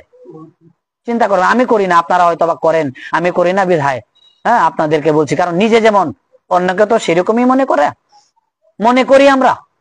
আমি যেমন, আমি যদি অভক্ত হই তাহলে অন্যকে অভক্ত মনে করব, আর আমি যদি ভক্ত হই তাহলে অন্যকেও ভক্ত মনে করা হবে। হ্যাঁ, তাহলে বিশাল বিচার্য বিষয়, অনেক বিচার, কত কথা, অনেক কথা। আমি কিছুই জানি না, এত কথা বলার আমার অধিকারও নাই। অধিকারের বাইরে গিয়ে কথা বলা সমীচীন নয়। তাহলে ভাগবত বলছেন যে কথাগুলো, সেগুলাই আমরা একটু আস্বাদন করছি, শেষ করে দেব। যদি তাই না হতো তাহলে তারা খাদ্য খাদক সম্পর্ক ভুলে গিয়ে প্রেমানন্দে নাচতে পারতো না। বাঘ সিংহ আজকে প্রেমানন্দে নৃত্য করছে, কেন করছে? ভগবানের কৃপাটা এমনই। যদি কারো প্রতি হয়, এটা কি ভগবানের কৃপা কি শুধু মানুষের প্রতি? না, আমরা ভুল ভাবি এটা। আমরা এই জিনিসটা ভুল ভাবি যে ভগবানের কৃপাটা সম্ভবত শুধু মানুষের জন্যই, আমরা সৃষ্টির সেরা জীব তাদের জন্যই না। ভগবত কৃপাটা সকলের জন্য, জগৎ জীবের জন্য, বৃক্ষ আদি লতা পাতা যত কিছু আছে সকলের জন্য। আর নাইলে ব্রহ্মা বলতো না, ব্রহ্মমোহন লীলায় ব্রহ্মাজি বলছেন, প্রভু আমাকে তৃণ লতা করে, গুল্ম লতা করে জন্ম দাও বৃন্দাবনে। তাহলে বলতো আমাকে বৃন্দাবনের একজন মানুষ করে জন্ম দাও। এটা তো বলেন নাই। ব্রহ্মাজি বলছেন আমাকে তৃণ গুল্ম লতা করে একটা রজকণা করে জন্ম দাও, রজকণা যেন হতে পারি। ব্রহ্মা বলছেন, আমাদের সৃষ্টিকর্তা। তাহলে ভগবানের কৃপাটা সকলের প্রতি, তৃণ গুল্ম লতা সহ সকলের প্রতি ভগবানের কৃপা, অহৈতুকী কৃপা। এই কৃপাটা হয়তোবা আমি বুঝি না বিদায় আমাকে ত্রিতাপ জ্বালায় দগ্ধীভূত হচ্ছে। আর যদি বুঝতাম ভগবত কৃপাটা, তাহলে এই ত্রিতাপ জ্বালা আমাকে ধরতে পারতো না, কখনোই বশীভূত করতে পারতো না। একটু চুনতে পান খসলেই ভগবান এক চক্ষা, ভগবান দেখে না। আরে বাবা, ভগবানের কি দোষ? কিছু হইতেই ভগবান। কেন ভগবানকে টানি? সুখে যখন থাকি তখন তো ভগবানকে টানি না। ভগবান ভালো রেখেছ।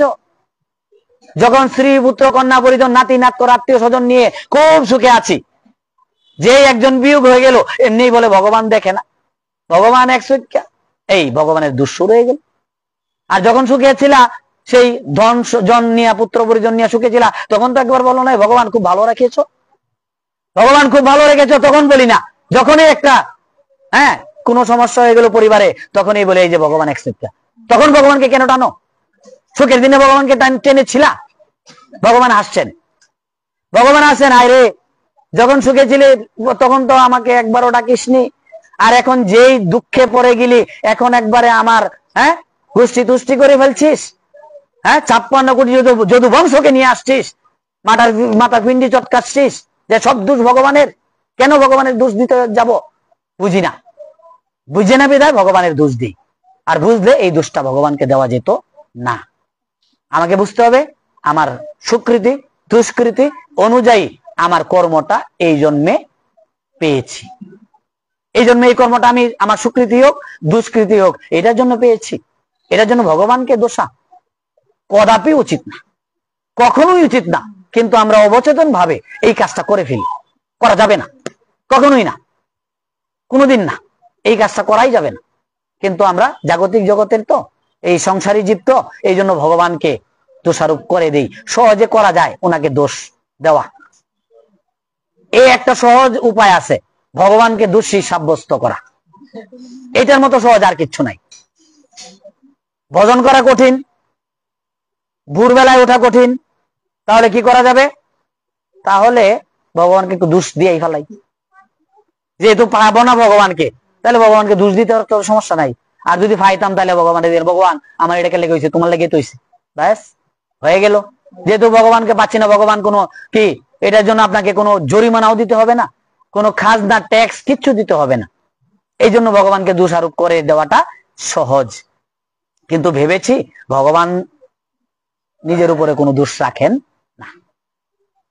ভগবান নিজের উপরে কোনো দোষ রাখেন না, ভগবান কারোর প্রতি কোনো ঋণ রাখেন না, কোনো ঋণ রাখেন না ভগবান। এইটা উনি, এই জন্য উনি ভগবান, এই জন্য উনি ভগবান। এই জন্য আমি সাধারণ একজন জীব, ভগবানের সৃজিত, ব্রহ্মার সৃজিত জীব, মানুষ মাত্র একজন, আর কিচ্ছু না। এই তাহলে ভাগবত কি বলছেন? তাহলে তারা যদি প্রেমানন্দে নাচতে পারতো না, প্রেমানন্দে নাচতে পারতো না। অনেক কথা, এই ষষ্ঠ শিক্ষা আমরা আছি, ষষ্ঠতম শিক্ষা আমরা আছি, তো আরো অনেক কথা রয়ে গিয়েছে। আমরা তো আজকে কি, আজকে আমরা ভাগবত থেকে এই কথাটাই নিয়ে যাব যে যদি আমরা কখনো সেই সাধু মহতের পরিধির মধ্যে, অর্থাৎ ওনার যে কৃপা দৃষ্টিটা যতটুকুর মধ্যে, এতটুকুর মধ্যে যদি আমরা যেতে পারি, তাহলে আমরাও সেই কি অসাধ্য সাধন হয়ে যাবে, ভগবত কৃপা লাভ হয়ে যাবে। তাহলে সেই ভগবত কৃপা লাভের আশায় রইলাম।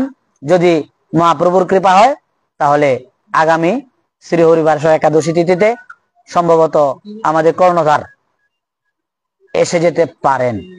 যদিও উনি জন্মাষ্টমী পরে আসবে বলছেন, জন্মাষ্টমী করে আসবেন। যাই হোক, আমার সাথে এই দু একদিনের মধ্যে কথা হয়নি, তো যেটাই হোক, যদি উনি আসেন তাহলে অবশ্যই উনি বৃন্দাবনের সেই কথা আমাদেরকে শ্রবণ করাবেন।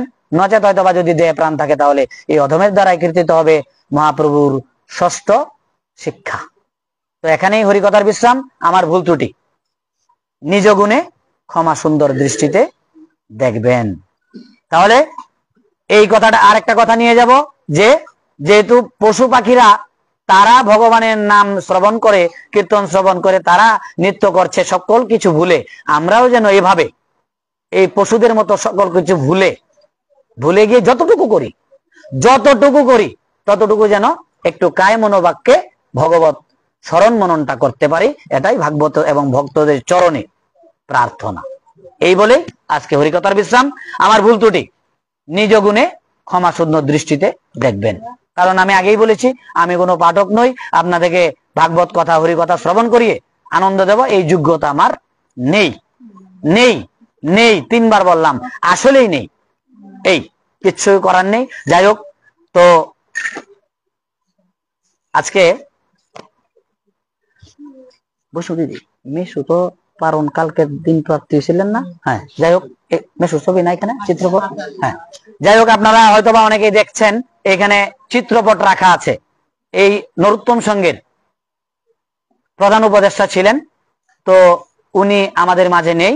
আমার শ্রদ্ধেয় পূজ্যপাদ অজিত রঞ্জন উকিল মহাশয়, উনি এই গৃহের গৃহকর্তা ছিলেন এবং আমার পিতার পরে ওনার স্থানটা যে কোনো সমস্যায় পিতার কাছে অনেক সময় শেয়ার করি নাই, কিন্তু ওনার কাছে এসে বলেছি, উনি সমাধান দিয়েছেন বিভিন্ন সময় বিভিন্ন ভাবে। যখন পিতা ছিলেন না, উনি ওনার জীবদ্দশায় যে সবসময় যে কোনো সমস্যায় পড়লেই ওনার কাছে এসে গিয়েছি এবং উনি সমাধান দিয়েছেন। পিতৃতুল্য আমার পিতৃব্য, যাই হোক, পিতৃতুল্য সেই মেসু মহাশয়। ওনার পুণ্য স্মরণ তিথি আগামীকাল। উনি এই আজকের তিথিতে একাদশী করেছেন এবং আগামীকাল এই তিথি অনুযায়ী, তো বৈষ্ণব সমাজ, আমরা বৈষ্ণব মন্ডলী তিথি অনুযায়ী এইটা করি। ওনার তারিখটা হচ্ছে 15ই আগস্ট, তারিখটা 15ই আগস্ট, কিন্তু তিথি এগিয়ে গিয়ে আগামীকাল 6 আগস্ট ওনার তিথি পড়েছে। তো যাই হোক, আগামীকাল এই আজকের এই একাদশী করেই উনি পারণের দিন সকালবেলা পারণ করেছেন যথারীতি। দেখেন, যথারীতি পালন করেছেন, প্রসাদ পেয়েছেন। প্রসাদ পাওয়ার পর উনি বলছেন, হ্যাঁ, আমার শরীরটা কেমন খারাপ লাগছে। অলোকদাকে ডাক দিয়েছেন, আমাদের কর্ণধার, ওনাকে ডেকেছেন এবং উনি গিয়ে তারপর এই তো মামি ডাক্তারের কাছে নিয়ে একদম ময়মনসিংহ পর্যন্ত গিয়ে উনি না ফেরার দেশে চলে গিয়েছেন। আমাদের প্রত্যেকেই যেতে হবে, হ্যাঁ, প্রত্যেকেই যেতে হবে। তো যাই হোক, আমরা আজকে ওনার নামগোত্র দিয়ে ভাগবতে তুলসী দেওয়া হয়েছে এবং সেই ভাগবত এবং ভক্তদের কাছে আমাদের ওনার জন্য, ওনার তো আর ঊর্ধ্বগতি বা ওনার উদ্ধারের কোনো জন্য আমাদের প্রার্থনা করার দরকার নাই। ওনার কাছে আমাদের প্রার্থনা, ওনার চরণে, উনি সেই সেই লুক থেকে, সেই ধাম থেকে যেন আমাদের জন্য, এই নরোত্তম সঙ্গের প্রাণ ছিলেন উনি। বয়স হয়ে গিয়েছে আমাদের রাধা অষ্টমীর হিসাব কিতাব, বলছে আমার বয়স হয়ে গেছে এইগুলো দিও না, আমরা দিছি, এরপরে উনি নিয়েছেন। পাই টু পাই একটা 4 আনা হিসাবে উনি দিয়েছেন, 4 আনা হারিয়ে গিয়েছে বা বেশি হয়েছে এটাও উনি লিখে রেখেছেন। এমন ভাবে হিসাব কিতাব করতেন। রাধা অষ্টমী সমাপনী এত সুন্দর ভাবে উনি এই সঙ্গের জন্য একদম নিবেদিত প্রাণ ছিলেন। যাই হোক, উনি যেন সেই ঊর্ধ্বলোক থেকে, সেই ভগবত ধাম থেকে যেন আমাদের এই নরোত্তম সঙ্গের যারা আমরা আছি সকলকে যেন উনি আশীর্বাদ করেন। কারণ উনার উদ্ধারের জন্য বলতে হবে না, কারণ উনি সদ্গুরুদেব কৃপাশ্রিত হয়ে এবং উনার বংশে যিনার আমাদের সঙ্গের কর্ণধার অবিরাম দাস অলকদার মতো যিনি একজন পরম ভাগবত বৈষ্ণব, উনি যেহেতু জন্ম নিয়েছেন, ভাগবত সত্য, শাস্ত্র সত্য, শাস্ত্র বলেছেন যদি বংশে একটা বৈষ্ণব জন্ম নেন তাহলে পিতৃকুল 14 কুল, মাতৃকুল 7 কুল উদ্ধার। তাহলে উনার উদ্ধারের চিন্তা নাই, জগতের চিন্তা করবেন জগন্নাথ, উনার উদ্ধারের চিন্তা আমাদের নাই। তো উনি যেন সেই লোক থেকে আমাদেরকে আশীর্বাদ করেন, এটাই ওনাদের চরণে প্রার্থনা রেখে বিদায় নিচ্ছি। এবং এই পরিবারে যারা আছেন সকলে কৃষ্ণ ভক্তি, সুস্বাস্থ্য, দীর্ঘায়ু লাভ করুক। এবং আমার মাসিমা এখন আছেন, আজকে আমাকে ডেকে নিয়েছেন এবং এই অনুষ্ঠানে কি হবে, কিভাবে কি হবে, আজকে ওনারাই এই অনুষ্ঠানে আরম্ভ করলো। আমাদের মিটিং এ আমাদের কর্ণধারী বলে গিয়েছেন পাঠটা বাবার উদ্দেশ্যেই, ভাগবত পাঠটা উৎসর্গ করবে। তো আমি এই জন্যই ওনার নির্দেশেই যা হচ্ছে, ওনার নির্দেশেই হচ্ছে। তো আজকে এই ভাগবত পাঠ আমি ওনার নামে উৎসর্গ করলাম। এবং আগামীকাল পারণের ব্যবস্থা, দিনকালও ভালো না, বা সবকিছু মিলিয়ে বললাম, আবহাওয়া তো ঠিক আছে, এরপরে সবকিছু মিলিয়ে আমরা আগামীকাল সঙ্গীয় সিদ্ধান্ত এবং আগামীকাল সকালে পারণের ব্যবস্থা এখানে আছে। আপনারা যারা এখানে উপস্থিত আছেন কৃপা করে সকালে সবাই আসবেন। এই ভক্ত একজন বৈষ্ণব, পরম বৈষ্ণব, ওনার এই তিথি, পুণ্যস্মরণ তিথি, আপনি আসবেন। এই তিথিতে আপনি ওনার ভগবত সেবা হওয়ার পর, ভগবানের সেবা হওয়ার পর আপনারা প্রসাদ মর্যাদা করবেন, অঙ্গীকার করবেন, এটাই আপনাদের চরণে প্রার্থনা। কালকে সবাই এসে সকালবেলা সময় 9টা থেকে শুরু হয়ে যাবে। আপনারা 10টা, কি বলেন মহোদয়, 9টায় শুরু হবে, 10টার মধ্যে, 10টা। আবার কারণ হইলো এটা অনেকে কালকে পারণের দিন বাসায় করবেন, ওই যে বললাম একটু আগে ভাগে উঠে পড়বেন, একটু আগে ভাগে উঠে 1 ঘন্টা আগে উঠবেন, তাহলে আপনি এটা ধরতে পারবেন। 10টা নাকি? 10টাই। তাহলে 10টা, কারণ এমনি পারণও 10টার মধ্যেই, পারণও সূর্যোদয়ের পর, মধু 10টার মধ্যে মনে হয়, 10টা 3-এর মধ্যে, যাই হোক 3-এর দরকার নাই, 10টার মধ্যে সূর্যোদয়ের পর পারণটা করে নেবেন পুরীর প্রসাদ দিয়ে। আর বাসায় যাই ঠাকুরকে দিবেন বা ঠাকুরকে না দেন, যাই দেন, রন্ধন করে রেখে এইখানে এসে প্রসাদ পাবেন। সকলের নিমন্ত্রণ রইল। জয় রাধে। আমার কর্ণধার নাই, তো আপনারা কৃপা করে এসে এই অনুষ্ঠানটাকে সুন্দর যেন হয়, নিজের আঙ্গিকে আপনারা এসে এই অনুষ্ঠানটা। কাগজটি কই সাধুদা? 2টা কাগজ ছিল, কোথায়? হ্যাঁ বলেন, কোনটা বলবো?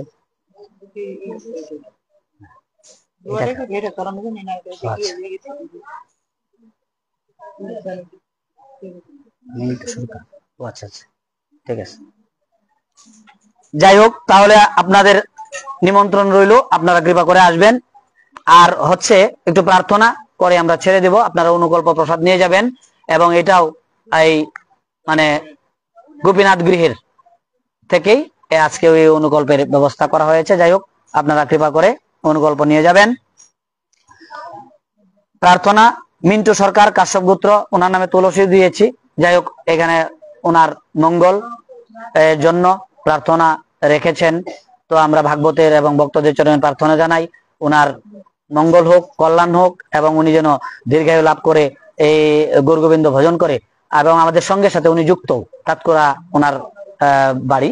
তো যাই হোক, এখন থাকেন সরকারপাড়া প্রাইমারি স্কুলটার পিছনে, আমার এই গুরু বোন, গুরু ভ্রাতা। তো যাই হোক, ওনার জন্য প্রার্থনা, ওনাদের পরিবারের সকলে কৃষ্ণ ভক্তি সুস্বাদ দিকে লাভ করুক, এটাই ভাগবতের চরণে প্রার্থনা। জয় শ্রী রাধেশ্যাম, নিতাই গৌর হরিবোল। আরেকটি প্রার্থনা, হৃদয় চন্দ্র দাস আলমান গোত্র, ভাগবতের কাছে প্রার্থনা এবং আশীর্বাদ চাই, তার শুভ জন্মদিন। আজকে আমরা সেই ভাগবতের চরণে প্রার্থনা জানাই সেই হৃদয় চন্দ্র দাসের শুভ জন্মদিন। এবং আপনারা চিনেন আমাদের সঙ্গের ভক্তিমতী জ্যোতিরানী, উনার ছোট পুত্র, তার আজকে শুভ জন্মদিন। তো সেই জন্মদিন শুভ হোক এবং এইভাবে যেন সেই আরো দীর্ঘায়ু লাভ করে, মাতার বিশেষ করে মায়ের যেন হয়ে থাকে, মায়ের জন্য যেন সে ছেলেটা যেন অর্থাৎ ভগবত ভক্তিপরায়ণ হয়ে মায়ের যেন করতে পারে, আশা আকাঙ্ক্ষা পূরণ করতে পারে। মা ভক্তি পথ অবলম্বন করে আছে, মায়ের পথে যদি কেউ তার চেয়ে একটা ছেলে আসে তাহলে তার জন্য ভজন সুবিধার হয়ে যাবে। তো এটাই ভাগবতের চরণে প্রার্থনা, তার মঙ্গল হোক, কল্যাণ হোক। আরেকটি প্রার্থনা, কি নাম? স্বপন ঘোষ। হ্যাঁ, স্বপন ঘোষ। হ্যাঁ, ময়মনসিংহ। যাই হোক, জয় রাধে। আরেকটি প্রার্থনা, স্বপন ঘোষ ময়মনসিংহ নিবাসী। দেখেন ভাগবতের চরণে ময়মনসিংহ থেকেও প্রার্থনা আসছে। ভাগবত সর্বসমর্থবান, আমাদের বলে যাওয়া, ভাগবত ইচ্ছা করলেই হ্যাঁ সবকিছু করে দিতে পারেন। সে কঠিন রোগে আক্রান্ত। যাই হোক, আমরা ভাগবতের কাছে প্রার্থনা জানাই, হে ভাগবত, তুমি সেই ওনাকে, স্বপন ঘোষকে তুমি আসুর মুক্ত করে সে যেন সকলের মাঝে মানে সেই কৃষ্ণ ভক্তি পরায়ণ হয়ে বাকিটা জীবন অতিবাহিত করতে পারে, এটাই ভাগবত এবং ভক্তদের চরণে প্রার্থনা। জয় জয় শ্রী রাধে শ্যাম, নিতাই গৌর হরি বল। বলিয়ে শ্রীমদ ভাগবত মহাপুরাণ কি। আজকের অনুষ্ঠান কি? শ্রী শ্রী হরিবাসর একাদশী তিথি কি? পবিত্র একাদশী তিথি কি? পবিত্র একাদশী তিথি কি? পবিত্র একাদশী তিথি কি? জয় জয় হোক। হ্যাঁ, আরেকটি কথা একটু শেষ করে দিব, জন্মাষ্টমী বলে এটা আবার কিন্তু জয় জয় শ্রী রাধে শ্যাম, নিতাই গৌর হরি জয় ভাগবত। যাই হোক, জন্মাষ্টমী, হ্যাঁ আমি যেটা বলেছিলাম মাঝখানে, তো মধু একটু মনে করে দিয়েছে, ধন্যবাদ। তো জন্মাষ্টমী আগামী 16 আগস্ট। বাংলা বললে বাংলাদেশি, কিন্তু বাংলা মনে হয় না বলতে পারবো। তো 16 আগস্ট কি বার? শনিবার। 16 আগস্ট শনিবার। তো 30 শ্রাবণ, এই যে শিমুল বলতেছে 30 শ্রাবণ। তো আপনারা প্রতি বছরের ন্যায় আসবেন এখানে। আমাদের অনুষ্ঠান মালা, অনুষ্ঠান সূচি সকাল 8টা থেকে শুরু। 8টা থেকে শুরু হবে। মঙ্গল আরতি হবে কি? মঙ্গল আরতি হবে কি? হ্যাঁ, আচ্ছা, তাহলে সকাল 8টা থেকে শুরু। মঙ্গল হলে এটা শিমুল তার আঙ্গিকে হয়তো করে নিবে, অসুবিধা নাই। তাহলে 8টা থেকে শুরু। শ্রীমদ ভগবত গীতা পাঠ আপনারা জানেন, 8, 9, 10, 11, 12 জন পাঠক পাঠ করবেন এখানে। আপনারা ওনাদের শ্রীবদনে সেই গীতা পাঠ আস্বাদন করবেন। 18 অধ্যায় আপনারা জানেন, আমরা এইখানে এই দিন পাঠ হয়ে থাকে এই মন্দিরে। তো সারাদিন এই গীতা পাঠ চলবে এবং সন্ধ্যার পরে 8টায় সন্ধ্যারতি, তদন্তে আদি কীর্তন ভাগবত পাঠের শ্রীমদ ভাগবত পাঠ হবে। আদি কীর্তন 8টার পরে সন্ধ্যারতি, 8টায় সন্ধ্যারতি, সন্ধ্যারতির পরে আদি কীর্তন, অন্তে শ্রীমদ ভাগবত পাঠ, অন্তে অন্তকীর্তন, তদন্তে সেই ভগবান শ্রীকৃষ্ণের মহা অভিষেক মধ্যরাত্রে সেই ভাগবত পাঠের পরে। তো আপনারা কৃপা করে সকলেই চরণ ধুলি দিবেন, সঙ্গকে কৃতার্থ করবেন, কারণ এটা আপনাদেরই সঙ্গ, আপনাদের অংশগ্রহণেই এই অনুষ্ঠানটা হয়ে থাকে। এবং যদি কারো আনুকূল্য করার ইচ্ছা থাকে, আপনারা আনুকূল্য নিজ নিজ আঙ্গিকে, আপনাদের আনুকূল্যে এই অনুষ্ঠানটা হয়ে থাকে, তো আপনারা এই নিজ নিজ আঙ্গিকে করে দিবেন। এবং যে যে মানে অর্থ দিয়ে হোক, শ্রম দিয়ে হোক, বুদ্ধি দিয়ে হোক, যেভাবে হোক আপনারা এই অনুষ্ঠানটাকে সুন্দর করবেন, এটাই আপনাদের চরণে প্রার্থনা। এখানেই গ্রন্থের বিশ্রাম। এবং সরকারি ভাবে রেলি হতে পারে, আমাদের কাছে কোনো চিঠি আসে নাই, বলতে পারবো না। যেহেতু আসে নাই তাহলে কিভাবে বলবো রেলি হবে কিনা? সরকারি কোনো চিঠি নাই, যেহেতু চিঠি নাই তাহলে আমরা বলতে পারবো না। তবে রেলি হওয়ার কথা আছে, এর মধ্যে একটা মিটিং হয়েছিল, তো রেলিটা কিবারে কি চিঠি নাই, তো এই জন্য এতটা ডিটেলস বলতে পারলাম না। তো যাই হোক, রেলি হলে আপনারা জানতে পারবেন। জয় রাধে, জয় শ্রী রাধে।